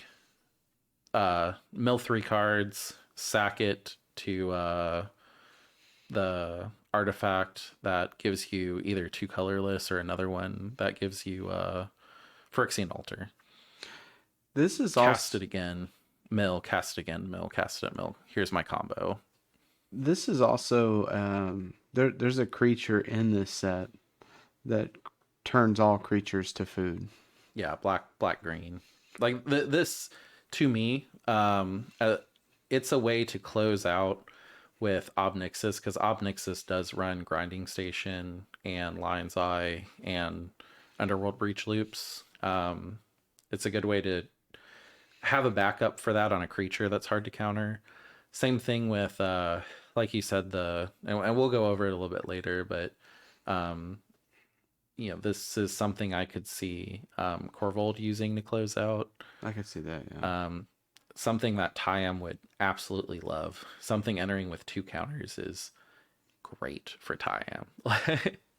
So I don't mean to spoil a card that we haven't said yet. However, um, turning all creatures into food, Mhm. you could loop with just ETB effects of creatures. So you have that creature. You sacrifice a food, which is that creature. Well, it would have, Oh, a yes, yeah. finality, the So you counter. have to Okay. find a way to remove the finality Oh, counter. okay, okay, okay, okay. So you either need to be in white or care about it with Tyam, or you're just like, I really don't care if it goes, if the creature that I'm summoning goes away. I need some value. Yeah. Okay. So it's not a, it would be similar to Underworld Breach if not for the finality counter. This and another effect needs to be on the battlefield for it to go like you're saying. But is it great? Yes. There's also, and we didn't put it in here, but there is a green 2-drop mana dork that taps for any color that for I think 3 and tap you can go find a squirrel in your deck. So I think squirrel tribal will definitely be a thing in casual, in standard, maybe other formats. I do not see it in CDH, but this card definitely wanted to highlight. If I was to play green, I think one of my first green decks, other than Kennen, would probably be Chatterfang. Yeah, yeah, I think having squirrels that do stuff. This squirrel looks awesome. yeah. I mean, Chatterfang is Golgari too, because he Yeah. has black in his, yeah. So it's like I could see a Chatter.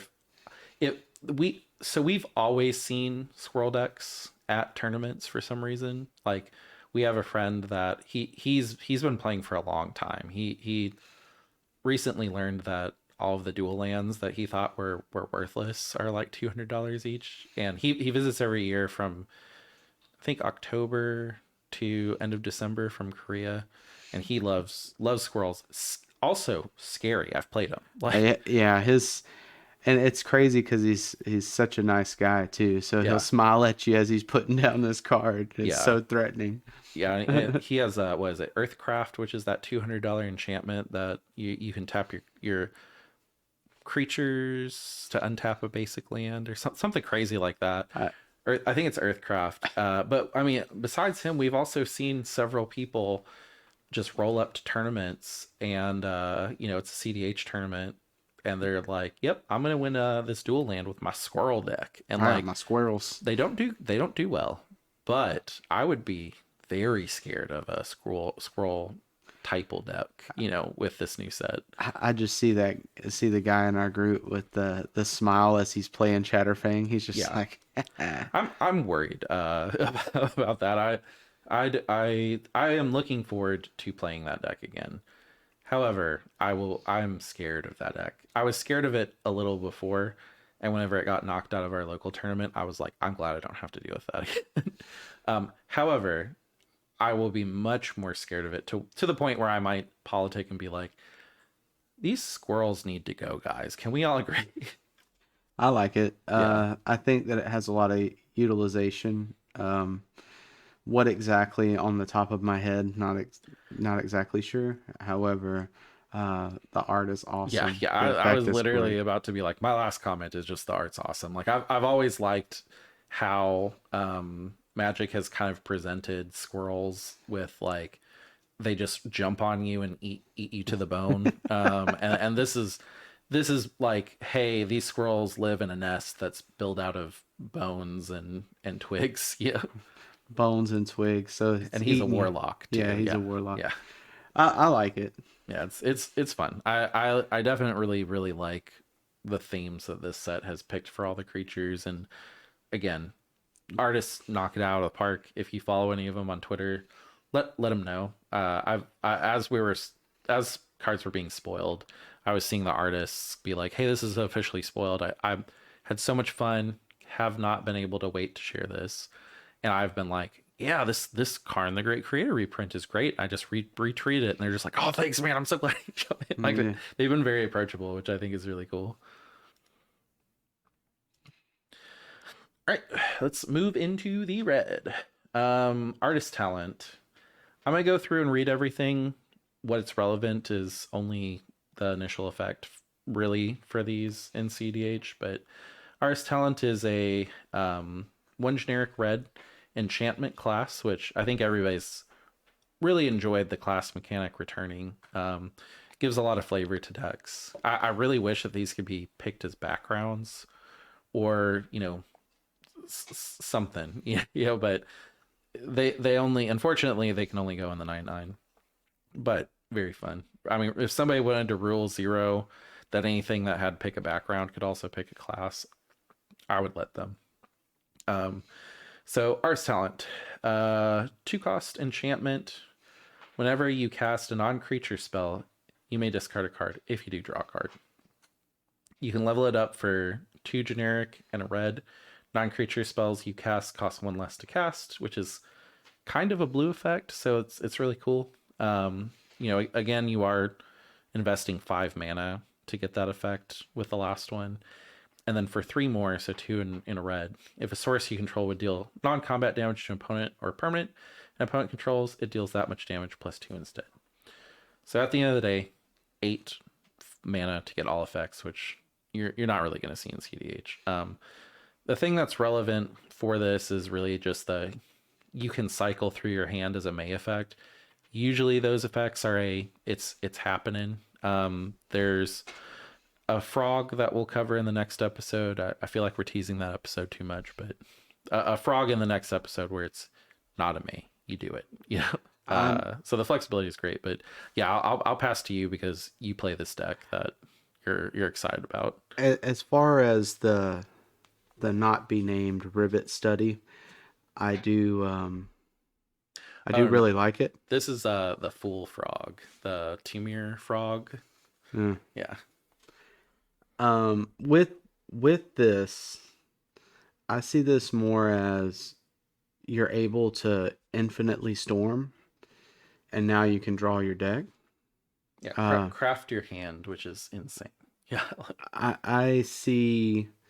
I don't know if it would be in the spot for Krakashima, but I do think that Krakashima would consider it, at least look at it, because now your get probe is whenever you cast a non-creature spell, you may discard a card. If you do, draw a card. So you draw a card, discard a card, draw a card. So Mm.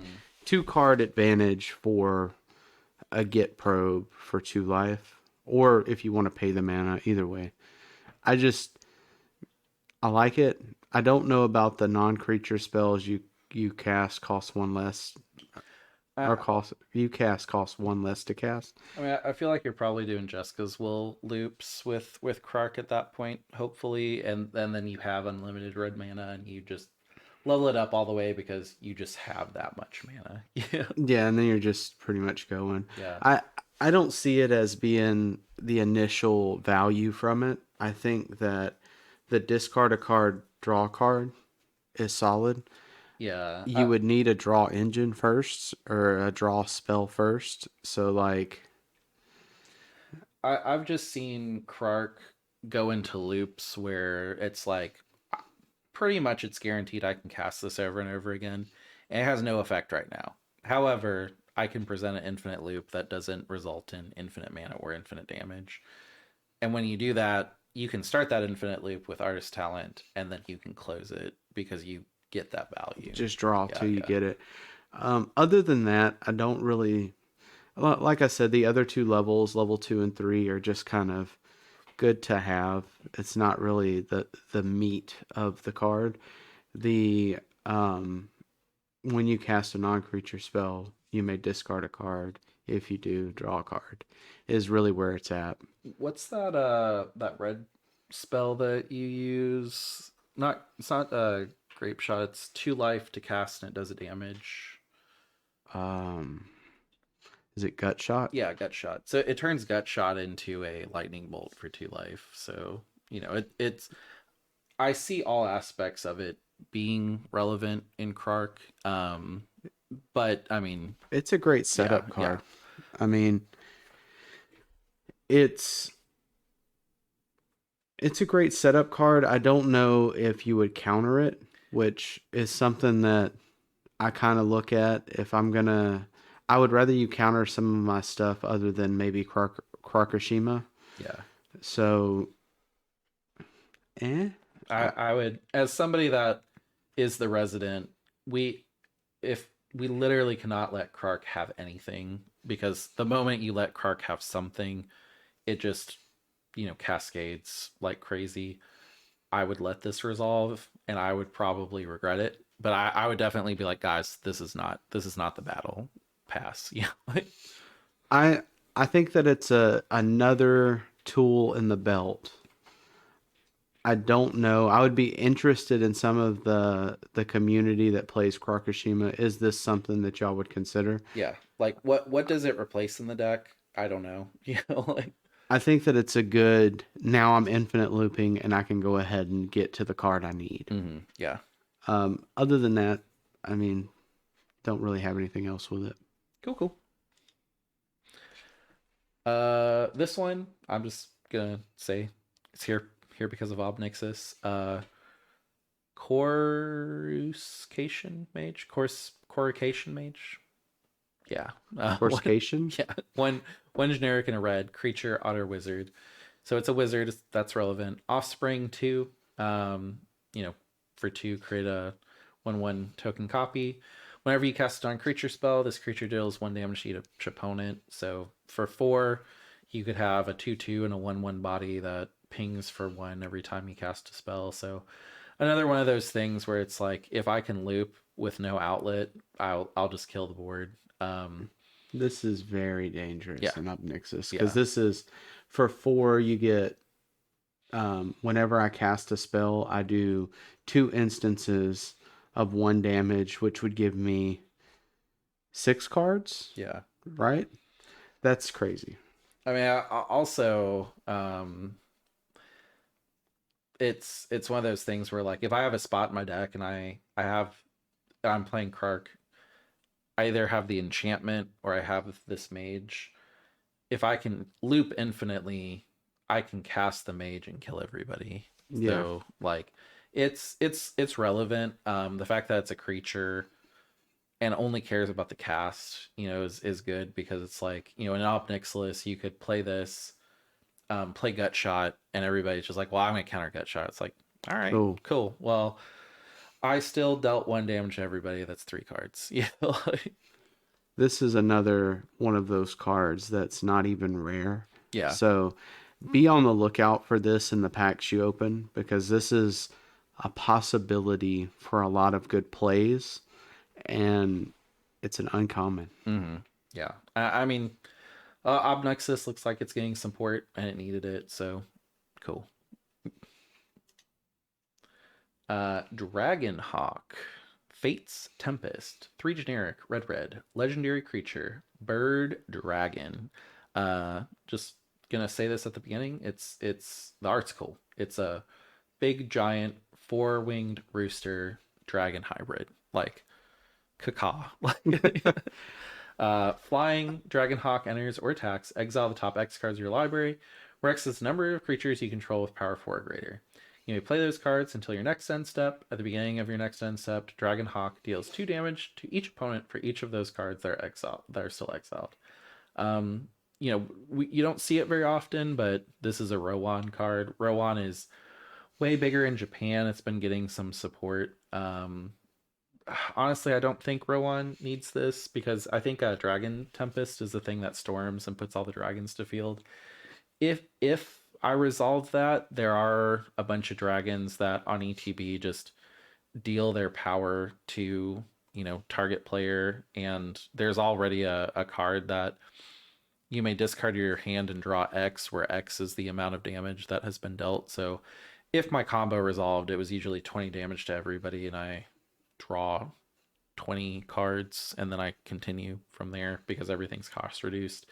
This is just another effect on top of it where it's like, okay, cool, I have all these cards, and also I'm going to exile 7 of these cards, and if I just pass, you guys take 14 damage, and I've done 34 damage in the turn.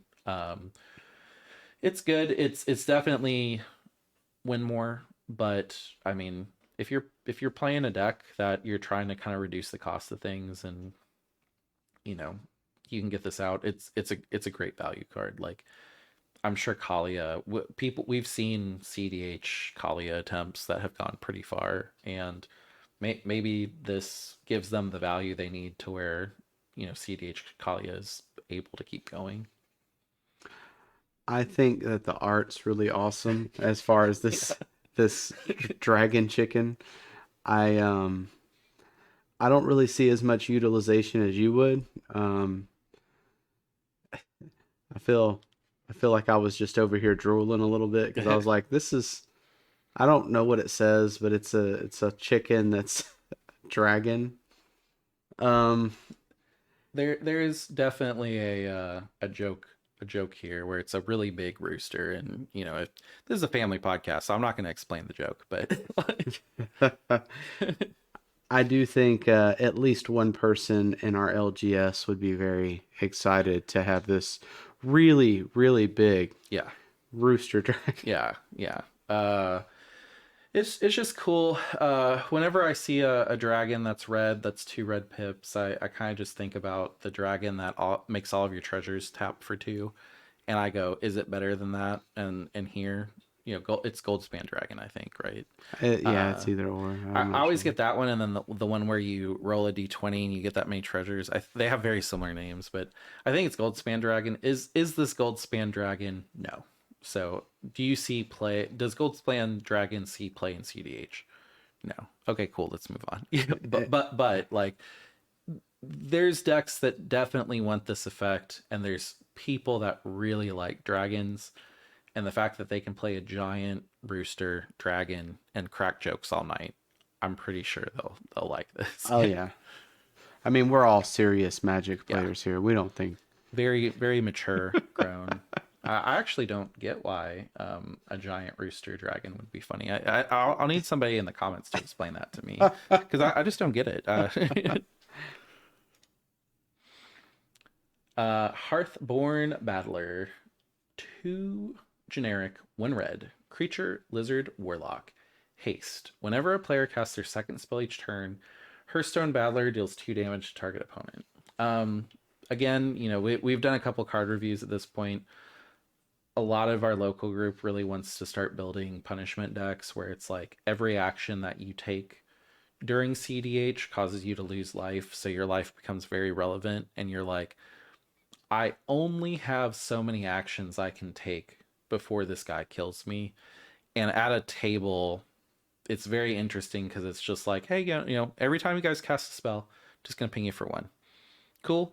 Everybody's cool with that. Cool. And then it's like, well, I need to build value, so I'm gonna cast this, this, and this. And then someone's like, I actually don't want you to do that, so I'm gonna cast this. And you're like, all right, ping, ping, ping, ping, ping, ping. And now I have 3 different effects that ping. So every time you want to cast an artifact, it's 6. Like it starts to add up, and we've seen mono red punishment decks that have done really well because we're, like people say, mid range hell.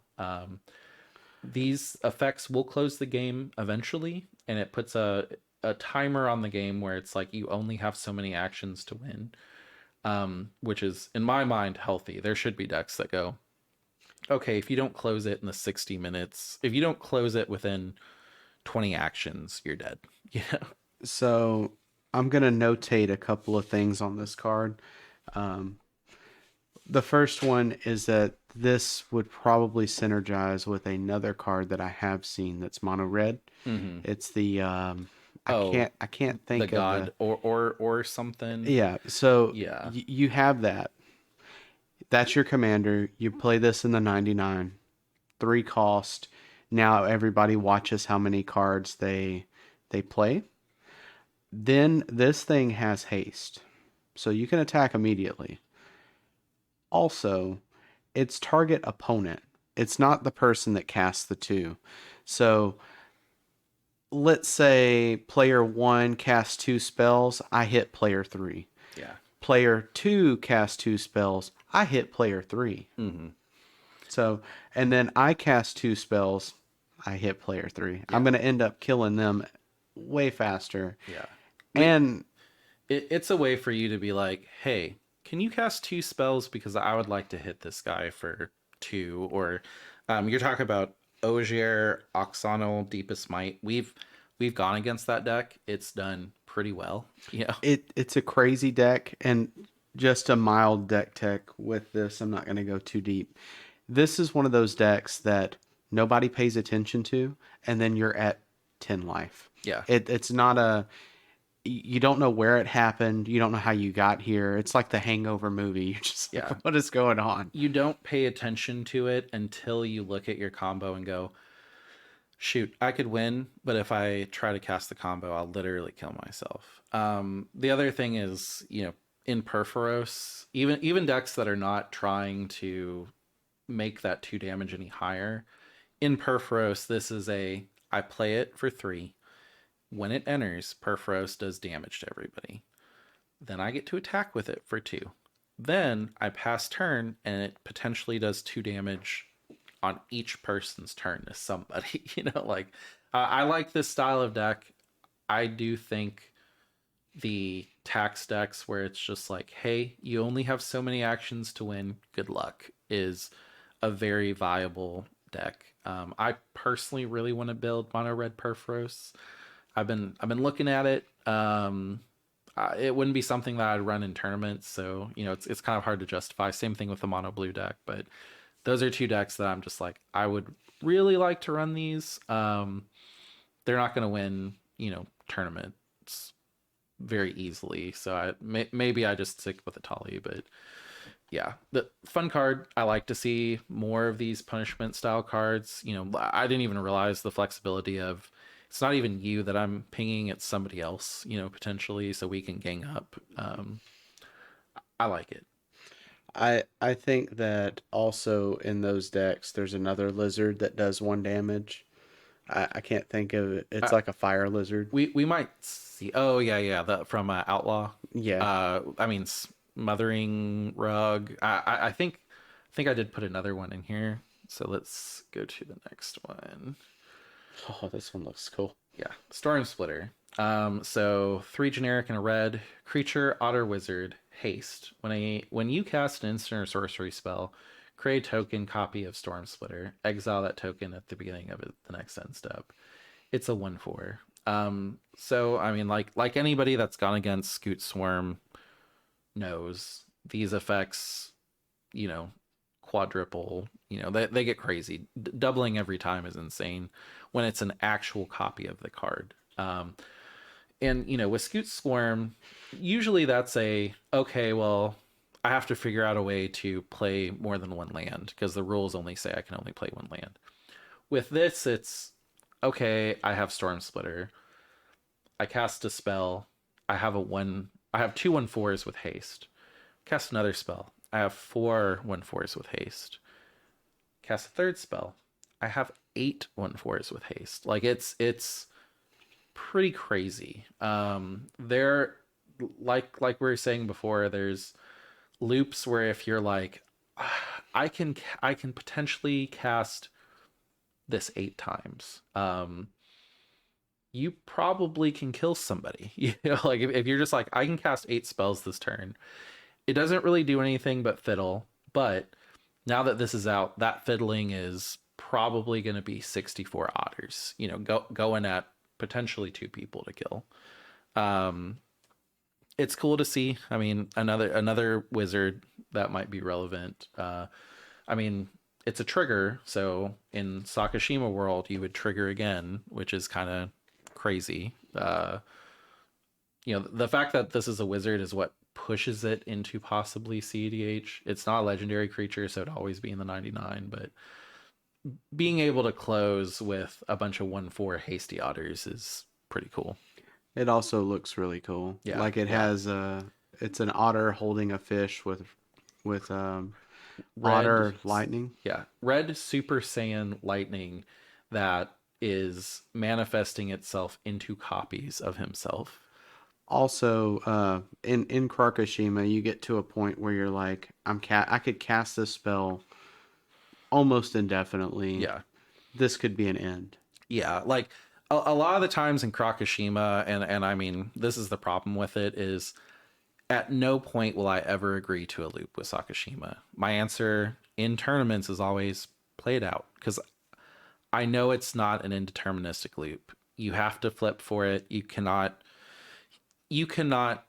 look at a judge and be like, I have a path to victory because at some point you do have to flip for it and there are odds, so you do have to play it out. But at least with Storm Splitter you can be like, I have a non-deterministic loop. It has a 1% chance to fail. Can we agree that I will probably cast enough spells where Storm Splitter will have enough copies to where I'll have 120 at the table and I'll be able to kill everybody? And if that answer is no, it's pretty quick for you to get there and be like, fine, I'll show you then. Boom, boom, boom, boom, boom, boom. I have 120 of them. GG. I'm moving to combat. Yeah. I think it's a good feather in the hat Yeah. of Krakashima. I know that there's other storm decks that could also use it. Yeah. Um, do do I think that in and of itself is a win all be all? Not really. There's very few of those. Um, I think that it's decent. I, I'm trying to do the math right now, but I believe all you need to do is show this card and say that you can cast 7 spells, and that's enough to kill everybody from 40 to dead. So it's one of those things where it's just like you can pretty quickly show like, yeah, I can diddle here, but also this will kill you guys. All I need to do is cast 7 spells. 8 for sure will, lock it in. Yeah, I like it. Yeah, it's a way to close, and I like to see ways to close in index. Moving green. So last color. After this, we have a couple of dual colors. I know it's been a long episode. We're almost hitting 2 hours. So promise we are wrapping up. I know you've been enjoying the podcast, so maybe for you guys more time is cool, but definitely when we hit the 2 hour mark, I'm usually just like, I'm What's the next card? what's the next card? This one personally, I do think. I mean, green is just such a hard card to design around for CEDH because it's unfortunately super strong and casual, but when you get to CEDH, it's the weakest color. I mean, I think we can all agree and admit that. This one, however, this is a multi-format all-star, and it's something that I really like in CDH too. So it's Keen-Eyed Curator, green green creature raccoon scout. It's a rare. As long as there are four more card types among cards exiled with Keen-Eyed Curator, it gets 4/4 and has trample. Pay 1 generic, exile target card from a graveyard. It's a 3/3. CDH, it's pretty easy to get those 4 card types because, you know, people are going to cast instants, people are going to cast sorceries. There's going to be lands in people's graveyards, and probably a creature will get pinged. So, that's your 4 right there. There is a world where it's just very easy to pay 4, and this is a 7/7 trampler. Yeah.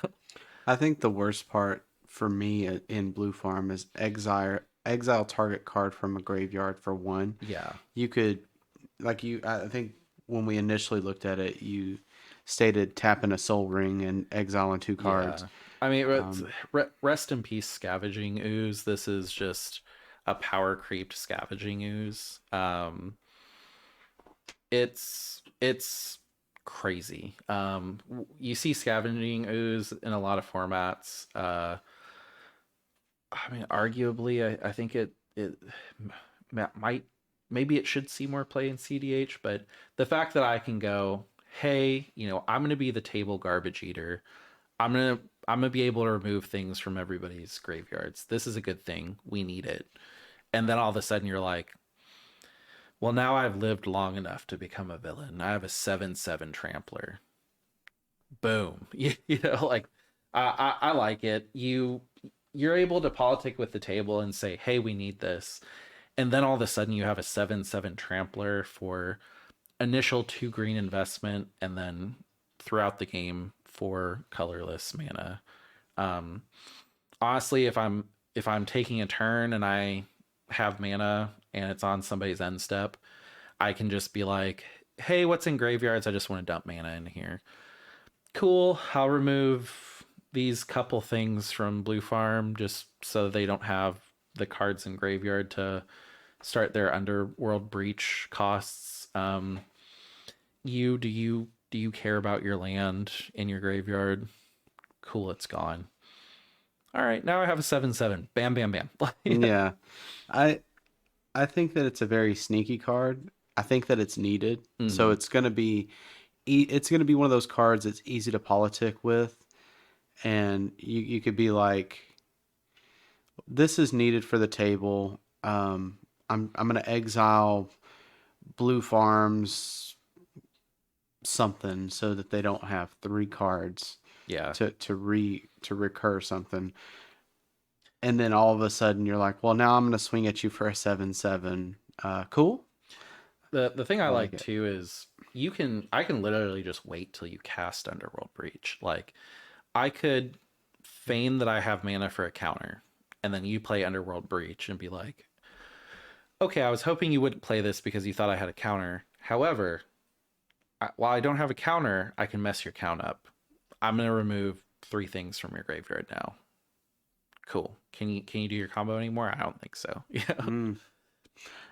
I think that it's very strong for what it is. I think that it's nice to see green get some love. Yeah, it's also nice to see intuition is no longer a I cast it at my end step, I put 2 things in my graveyard, and then I take my turn. It's okay, hey, person that's picking, whatever you pick, it'll go to hand. The other 2 for the tap of my soul ring, I'll take them out. Cool, cool. Consider that while you're picking.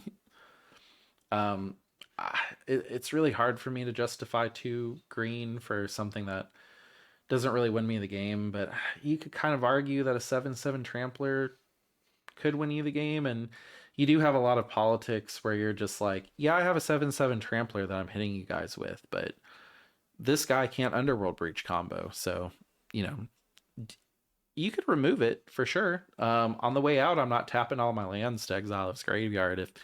If you remove my Keen Eye Curator, he's got it. I'm not doing anything. Yeah. This is the thing that's keeping us safe. If you want to remove it, we're no longer safe. That's not a threat. That's just me telling you the board state. Very sneaky Yeah. little raccoon card. All right. Next card. This one's more just I think it's cool. I'm probably not going to spend a lot of time on it. Mistbreath Elder, green creature, frog warrior. It's a frog, so clearly I like it. It's a rare. At the beginning of your upkeep, return another creature you control to its owner's hand. If you do, put a 1/1 counter on Mistbreath Elder. Otherwise, you may return Mistbreath Elder to its owner's hand. Don't really think we're going to see this in CDH because, yeah, it's a 2/2 for 1 green, but CDH doesn't really care about, big, big, big bodies on creatures. Maybe, again, not to keep spoiling or teasing, but Ristic Ribbit. It's a 1/3, and then you follow this up with a green. It evolves, becomes a 2/4. It's relevant. It just sucks that it's not a May. You have to return another creature you control, and it's at the beginning of your upkeep, so you're not really playing Mistbreath Elder, putting a dockside out, and then going, haha, I get a dockside for free on my next turn. It is ribbit study. Just so we're clear, No, it's Ristic Ribbit. I We'll think we'll that put this out a poll on our Twitter whenever we do that, and the community can decide who's right. you I know it's me, you but heard it first here. I think that that the unknown card will be played, and it's going to be Rivet Study. It It's just what it busted. is. Best card in the set. I don't mean to overshadow this card and just be like, yeah, we put this card in here. However, it's not nearly as good as the other one, but it's. I wanted to bring it up for other. It's a multi-format all-star. I do believe Would could see some stuff in. It's interesting. It's not a turn one drop for sure. But maybe it enables some stuff. Maybe it's sneaky. I'd put it aside. I would just say maybe at some point this will break, and I have it put aside. would you consider this an Atali for a dockside loop? No, because I'd play dockside in the beginning of my next turn. Yeah, but there's a lot of times dockside stays on the table, and then if they don't take it off of the table, an issue. I'm not willing to invest a card slot to if I play dockside and pass, It's good. I Yeah. can get it again. You know, But you like could also put Atali back to hand too, huh? yeah, but if Atali is around, and Atali and dockside are both cards where it's like I know everyone's gonna go digging for their clones when I pass, so I would much rather this Mistbreath Elder be a Veil of Summer or a Veil of Autumn. Like there are so many cards that I would rather have. Like I'd rather give it. I don't run Legolas's Quick Reflexes in that deck, so if I had room for this, I would have Legolas because then it would give it hexproof, which doesn't really matter for the clones because the clones don't target. But I mean, Maybe this is the wrong deck I'm thinking of. Maybe Rocco. Would you see it in Rocco? Because yeah, a lot of people aren't as scared of Rocco on the ground unless you have the wirewood. But it's this would be an extra wirewood. it's a no, because anytime I play Wirewood, it's because I'm gonna go infinite with. I'm never in a situation where I wanna Rocco pass and then me playing Rocco again on my next turn when wins the game. Okay, I was just curious. Like it. I would probably consider it in Rocco a lot more, but there's it would. I don't need two Wirewood slots, and Wirewood is just so much better. It So is. yeah, I think that it's interesting. I think that it's got cool art. A frog commanding ghost frogs. yeah, yeah. Um, I don't really play much green, so that's why I was asking you the questions on it. But Yeah, it's a if you pull it out of a pack, put it aside. Maybe somebody on Twitter will find a combo that they're like, oh, this is broken. But there's far better cards that do it the turn it's played, and really in CDH you're looking for immediate value. You don't want to invest a card in a green and then pass. You know, like I mean, my thoughts are it's a one for a 2/2, and then you can um, return a card to give it a 3/3. on I your next turn. Yeah, I Yeah. mean, I don't know. You only really get three turns in a CDH game if you're lucky. That's true. That's anytime I see a card like that, it's like, yeah, I guess it's okay, but you know, eh. Just curious on your thoughts of it. Scrap Shooter, one generic, green creature, raccoon archer, gift a card. Reach. When Scrap Shooter enters, if the gift was promised, destroy target artifact or enchantment an opponent controls. It's a 4/4. This card is purely in here for one reason. It is a 3 cost Crom blocker that you trade with Crom, and when it ETBs, it can destroy an artifact or enchantment if you let somebody draw a card. And it's a creature. You know, there are a lot of 3 cost ETB destroy like a Reclamation Sage and stuff like that. So the fact that the only thing that makes this relevant is the fact that it has reach and it's a 4/4 body. I mean, it's also good to destroy some stacks pieces. Yeah, but we already have that with Reclamation Stage, much easier to get out, and it's you don't have to gift somebody the card. Not for being such a big body though. Yeah, I feel like this is a fair trade where Reclamation Sage doesn't get a lot of play. Like basically what you're looking at is this is in the Manglehorn slot. Would I rather play Manglehorn or this? Manglehorn time after time. But if you have a place for two Manglehorn slots, This is a good. this might be pretty good if you think you're going to be seeing a lot of blue farm. Again, to tease the next episode, there's a 3-cost swirl that does something way better in the Manglehorn slot. So honestly, Manglehorn first choice, Manglehorn slot, Commander Squirrel, also mono green. Third slot, Scrap Shooter. But again, I just wanted to highlight where if it's just like, if you're in that deck where you're just like, I'm really tired of Crom just hitting me over and over again, I need something to deal with it. Also, I want something that deals with artifacts or enchantments. This is the card that was printed for you and should be highlighted. I think it's strong. I Yeah, think the fact that it's 3 is a little bit high. It does make up for it as a 4/4, but that effect is 3 all through Magic. The ETB destroy artifact or really, enchantment. Yeah, yeah, I guess I never really thought about it that way. But yeah.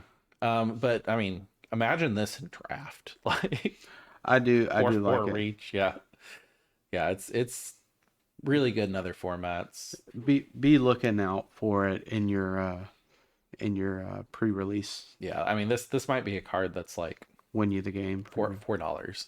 Yeah. Yeah. Okay, we are finally in the multicolor. We have one artifact, so we're close. We're wrapping up. uh, Thank you for listening this long. yeah, And again, if you've listened this long, hit a review, give us a comment, tell us what we could have yeah, yeah. done. Ideally, I like to keep these reviews around an hour and a half, but we were overly excited about Assassin's Creed, and we're even more excited about this one. So, I think this is a lot to go over. This is a full set, and um, there is things that were reprinted. We've mentioned the Saw in Half. What was it? this is a Chatterfang. this is a teacher's pet set. You can tell that they were like Murders of Karlov. Let's just kind of push that one out. Thunder Junction. Let's kind of push this one out. And then they were like, Bloomburrow is where we're gonna really print a bunch of all stars. Like we're gonna put stuff to where you'll want to buy the other sets. But I feel like the design team went, hey, we're gonna try to bring a bunch of new people in by printing really cute creature set. There's a certain subtype of people that like cute things, that they collect Pokemon and they do not play Magic. How do we get them over? Cool. This is going to be the set where we really try to expand our audience. Let's put a lot of cool effects. Like I could see if this set didn't have such strong cards, I could see some really like gung ho Magic players be like, this set sucks and it's full of bunnies and raccoons. What the F are they doing? Like, I agree. I think that the fact that some of these cards are really strong and be able to be played is going to be the difference in some of the previous sets. mm-hmm. I don't know. Let's go over Infamous Cruel Claw. Um, One generic, black red, Ceractos. Legendary creature, Weasel Mercenary. It's a mythic. It can be your commander. Menace. Whenever the Infamous Cruel Claw deals combat damage to a player, exile cards from the top of your library until you exile a non-land card. You may cast that card by discarding a card rather than paying its mana cost. This is going to be my troll deck. I mentioned this earlier. This is going to be Infamous Cruel Claw as the commander. 49 mountains, 49 swamps, world fire, and that's it. I bring him out on turn, maybe some rock. Well, no, not some rocks because it has to be non land. Yeah, so only lands and world fire. Bring him out. When I bring him out, swing with menace at somebody. I'm gonna get through. You know, cast world fire, discard a land from my hand. Oh no, exile everything. Everybody goes to one. I know that within 3 turns, I'm gonna draw 3 lands. GG. you like, It would be 5 though. yeah. So like, So I it's not as scary as I initially heard you say this. this is not CDH. This is definitely a casual like silly deck. Like I I like it though. yeah, I think it's funny. this is a deck that personally I'm always looking for decks that kind of test your play group, and I'm also looking for decks that you could hand to somebody that doesn't play Magic, and then they go, well, what does this deck do? And then you're like, well, there's only one card you care about it. The rest are lands. Do this. Like, yeah, like make sure in your mulligans you don't have world fire. Yeah, Yeah, just and that would be simple enough. yeah. I think like it's always good to have that deck because I mean, what would that deck cost? $20 maybe. It's a deck that everybody could build pretty easily. You'd hand it to somebody that's new to Magic. They could sit and play with everybody and have fun. If your play group is not able to clearly close the game, if it starts over from no cards in hand in 6 turns, you win every time. Like it's a deck that everybody would just be like, I am tired of losing to this stupid Badger. Ugh, I need to be able to counter World Fire, and people to go, hey, I need to have a counter ready for all these crazy big spells is a good thing in your play group. It makes the games more fun.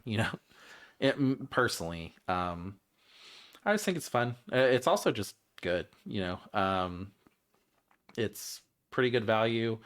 I'm not gonna say Blue Farm will run it because it's 3, but I mean Menace, you get to play something for free, which probably in Blue Farm you'd hit a counter and you'd be like, oh, I think also with this, I didn't see all of the the complex thoughts on it, but you could tap your mana before you world fired and then just recast. Yeah, And you cast it initially, it's going to be that turn. Next turn, you tap all of your mana, swing, yeah, discard world fire, recast your creature on main 2, yeah, and then be like, yeah. I mean, pass. you probably wait until you have 4 mana. You cast it when you have 4 mana. When you have 5 mana, you hit. When the hit goes through, cast World Fire. Whenever World Fire resolves, tap all your lands, have 5, bring Cruel Call back out, hit Smile at hit your entire. hit somebody, win. Like Yeah, that's funny. yeah, like you'd never get that off in CEDH because it's like, okay, well this butthole is at our table. Who can counter World Fire? You, cool. I'll like let's keep going. That's funny. All right, but yeah, I mean, jank, fun jank. Weasel Mercenary. Lily Splash Mentor. This is a 2 generic green blue creature frog druid. Reach. For a generic, a green, and a blue, exile another target creature you control, then return it to the battlefield under its owner control with a 1/1 counter on it. Activate only as a sorcery. So this is a meal in Simic. Not as good as a meal because you can only activate it as a sorcery, but a meal is a 4 cost creature that for 3 flickers something, and we see it with a ton of combos. You know, in its place, we see Tamir Sabretooth in decks that can't run white, and I believe Tamir Sabretooth is 2 green green. Let me check that. It's pretty hard to get that one as far as it's mana hungry. This one's a little bit cheaper, I think. And Yeah. So I'm sorry. I'm wrong. So Tamir Sabretooth is 1 green, sends it back to hand, and then you have to cast it. So in my 3-ish. mind, I was always like, it's 4 for Dockside because you have to for white green send or generic green send it back to hand, then cast it, send priority around to make sure it doesn't get countered, then you get. So you have to net more than you have to net 5 or more. With this, it becomes okay. Lily slash Mentor is on the field. Clearly, nobody's going to deal with Lily slash Mentor. It's not worth the removal. I'm gonna play Dockside. Cool. Dockside is 4. I'm gonna flicker it. At no point do your counters do anything anymore. I'm not returning it back to hand or recasting it. It's leaving the battlefield. If you have a swords on top of the trigger, you can deal with it. But it's here. Tamir has been getting a lot of love, specifically with those frogs. This is only Simic, so if you were running Tamir Sabretooth before and you didn't have white, if you were running white, you're running a meal. Uh, Another thing about this is Lily Splash Mentor, green blue, Peregrine Drake. When it ETBs, untacks 5 lands, so infinite land mana if you have this and Peregrine Drake. Lot of combos.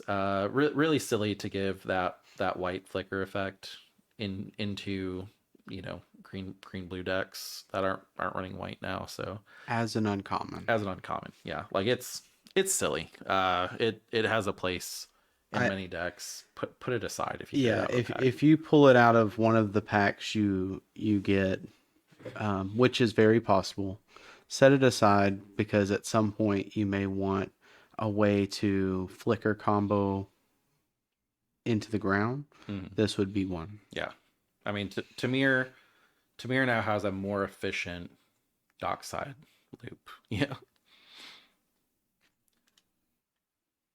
and this is the one that we had mentioned before. Yagura, Eater of All, 3 generic, black green, legendary creature, elemental cat. Ward, sacrifice a food.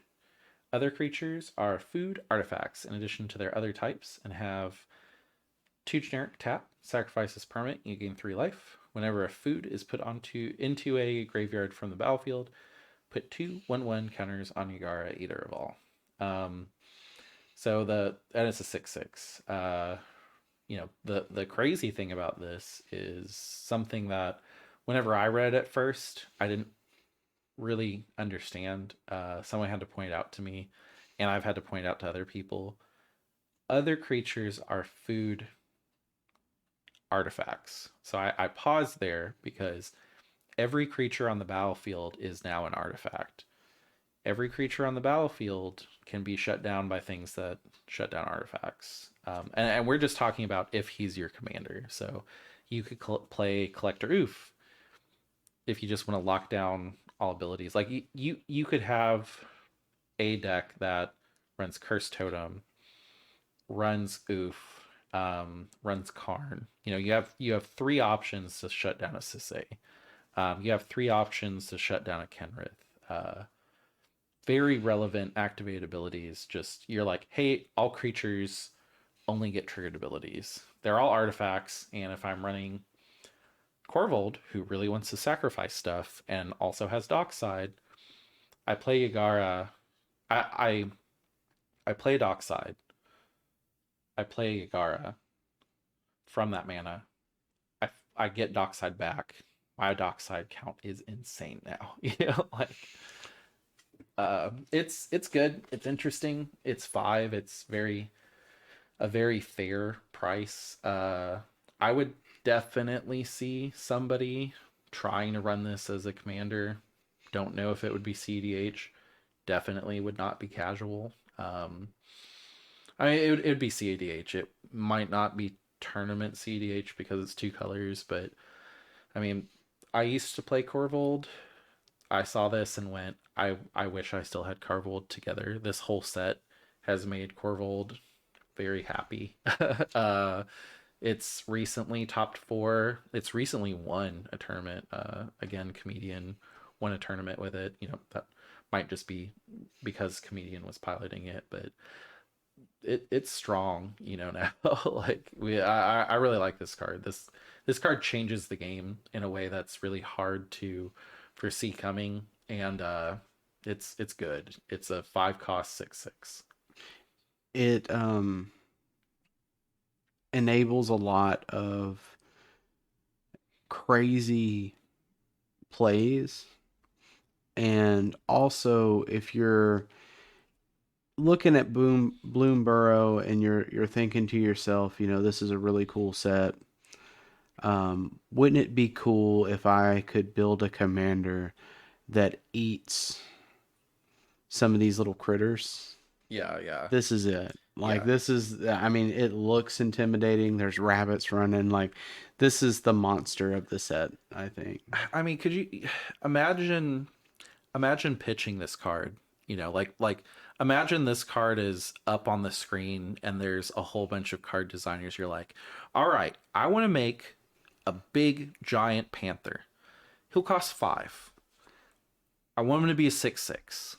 I want him to turn every creature on the battlefield into food, so you can synergize with food cards. And I want him to turn all of the opponents into artifacts too, so that you get crazy dockside counts. You can shut them down with collector oof, and then let everybody go. Hmm, I don't know. I don't think that's strong enough. How about we give it ward? Sacrifice Yeah, it. and then they're like, okay, well, what would be fair? It's like, how about ward sacrifice of food? Because he turns everything into food, so you could sacrifice one of your creatures to get rid of this with a removal spell. Oh yeah, yeah. I didn't realize that it was kind of weak until you guys added the word. Thank you. Yeah, like And then I get 2/1/1 counters. Now it's an 8/8. yeah.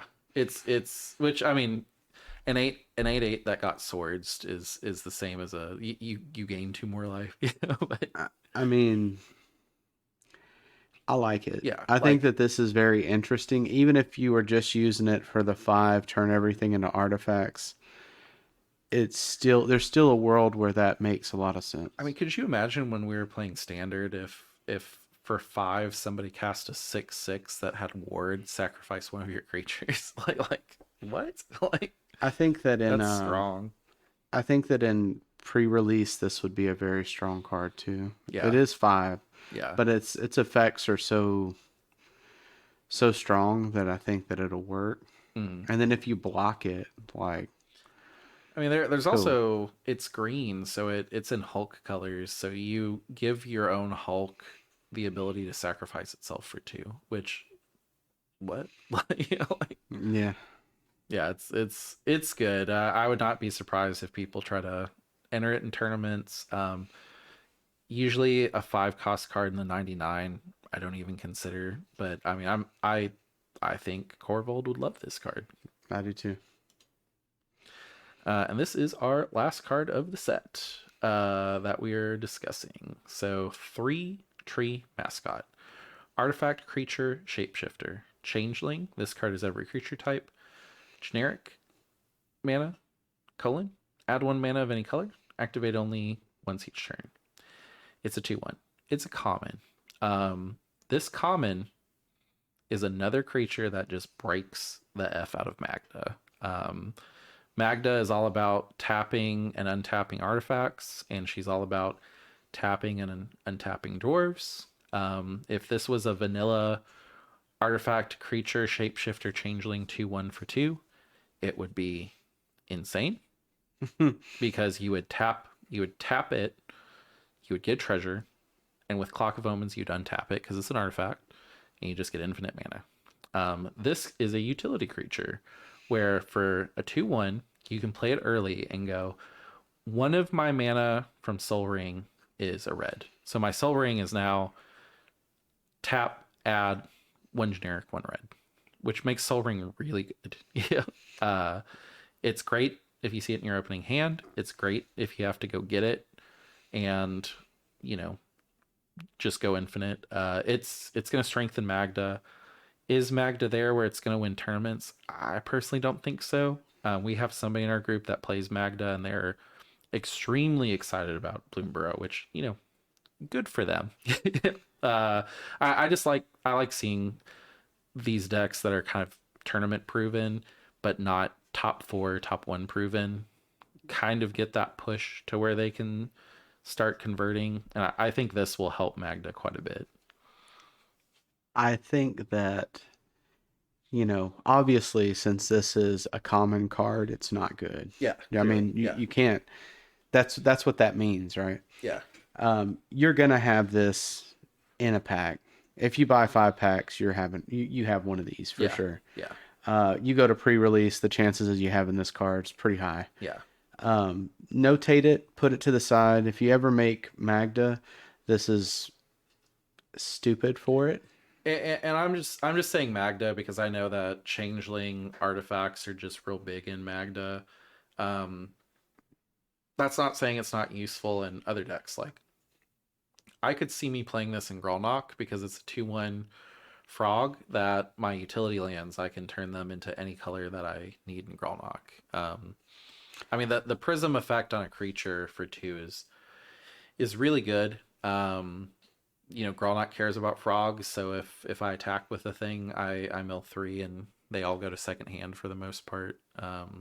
It also filters your mana a Yeah, little. yeah, I mean, you can only use it once, but still good. yeah. It's slow, but Typal. There's decks that care about Typal all the way up to CEDH.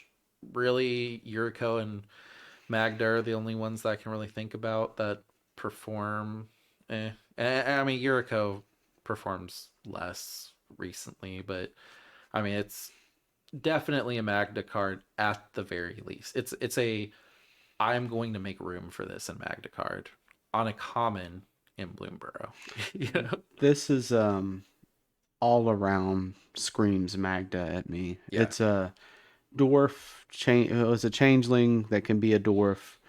Um, Add 1 mana of any color artifact.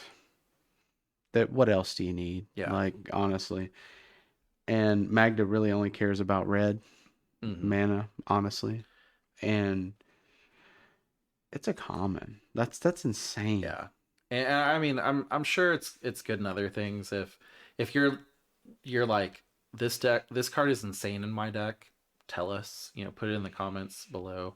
I only know about what me and my friends play or what I've seen in tournaments over and over again. Like I definitely try to keep apprised of a lot of decks, but there's I feel like MH3 and this set coming out back to back with just crazy cards, and even Assassin's Creed as a set that I thought I would overlook was insane. We had some comments on our Assassin's Creed set where some people were like, "You didn't review this card. This card's insane." We did review it in an upcoming video.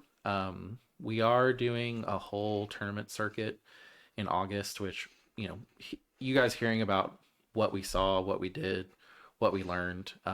Everybody really liked the tournament podcast, and there will be more. There will definitely be more. We enjoy going to Yeah, tournaments. It was kind of a dead month and a half yeah, ish. yeah, For as far as like events go. yeah, There was some, but they were kind of out of our range as far as area goes. yeah, And these next three podcasts are kind of at a weird spot as far as releasing, just because we're planning ahead to be in the tournament scene for a bit and to get some more experience and content for the next upcoming videos, yeah. or not videos. I'm sorry, podcasts. Yeah, you guys will not be losing any content. We're filming it all now. Just if you leave a comment between July and August, it will not be in the shuffle up till end of August. Yeah, We will get to them 100%. Please leave them. If you left a comment in the Assassin's Creed set, we did talk about it. It'll be in a future one that's not a card set review. Look forward to that.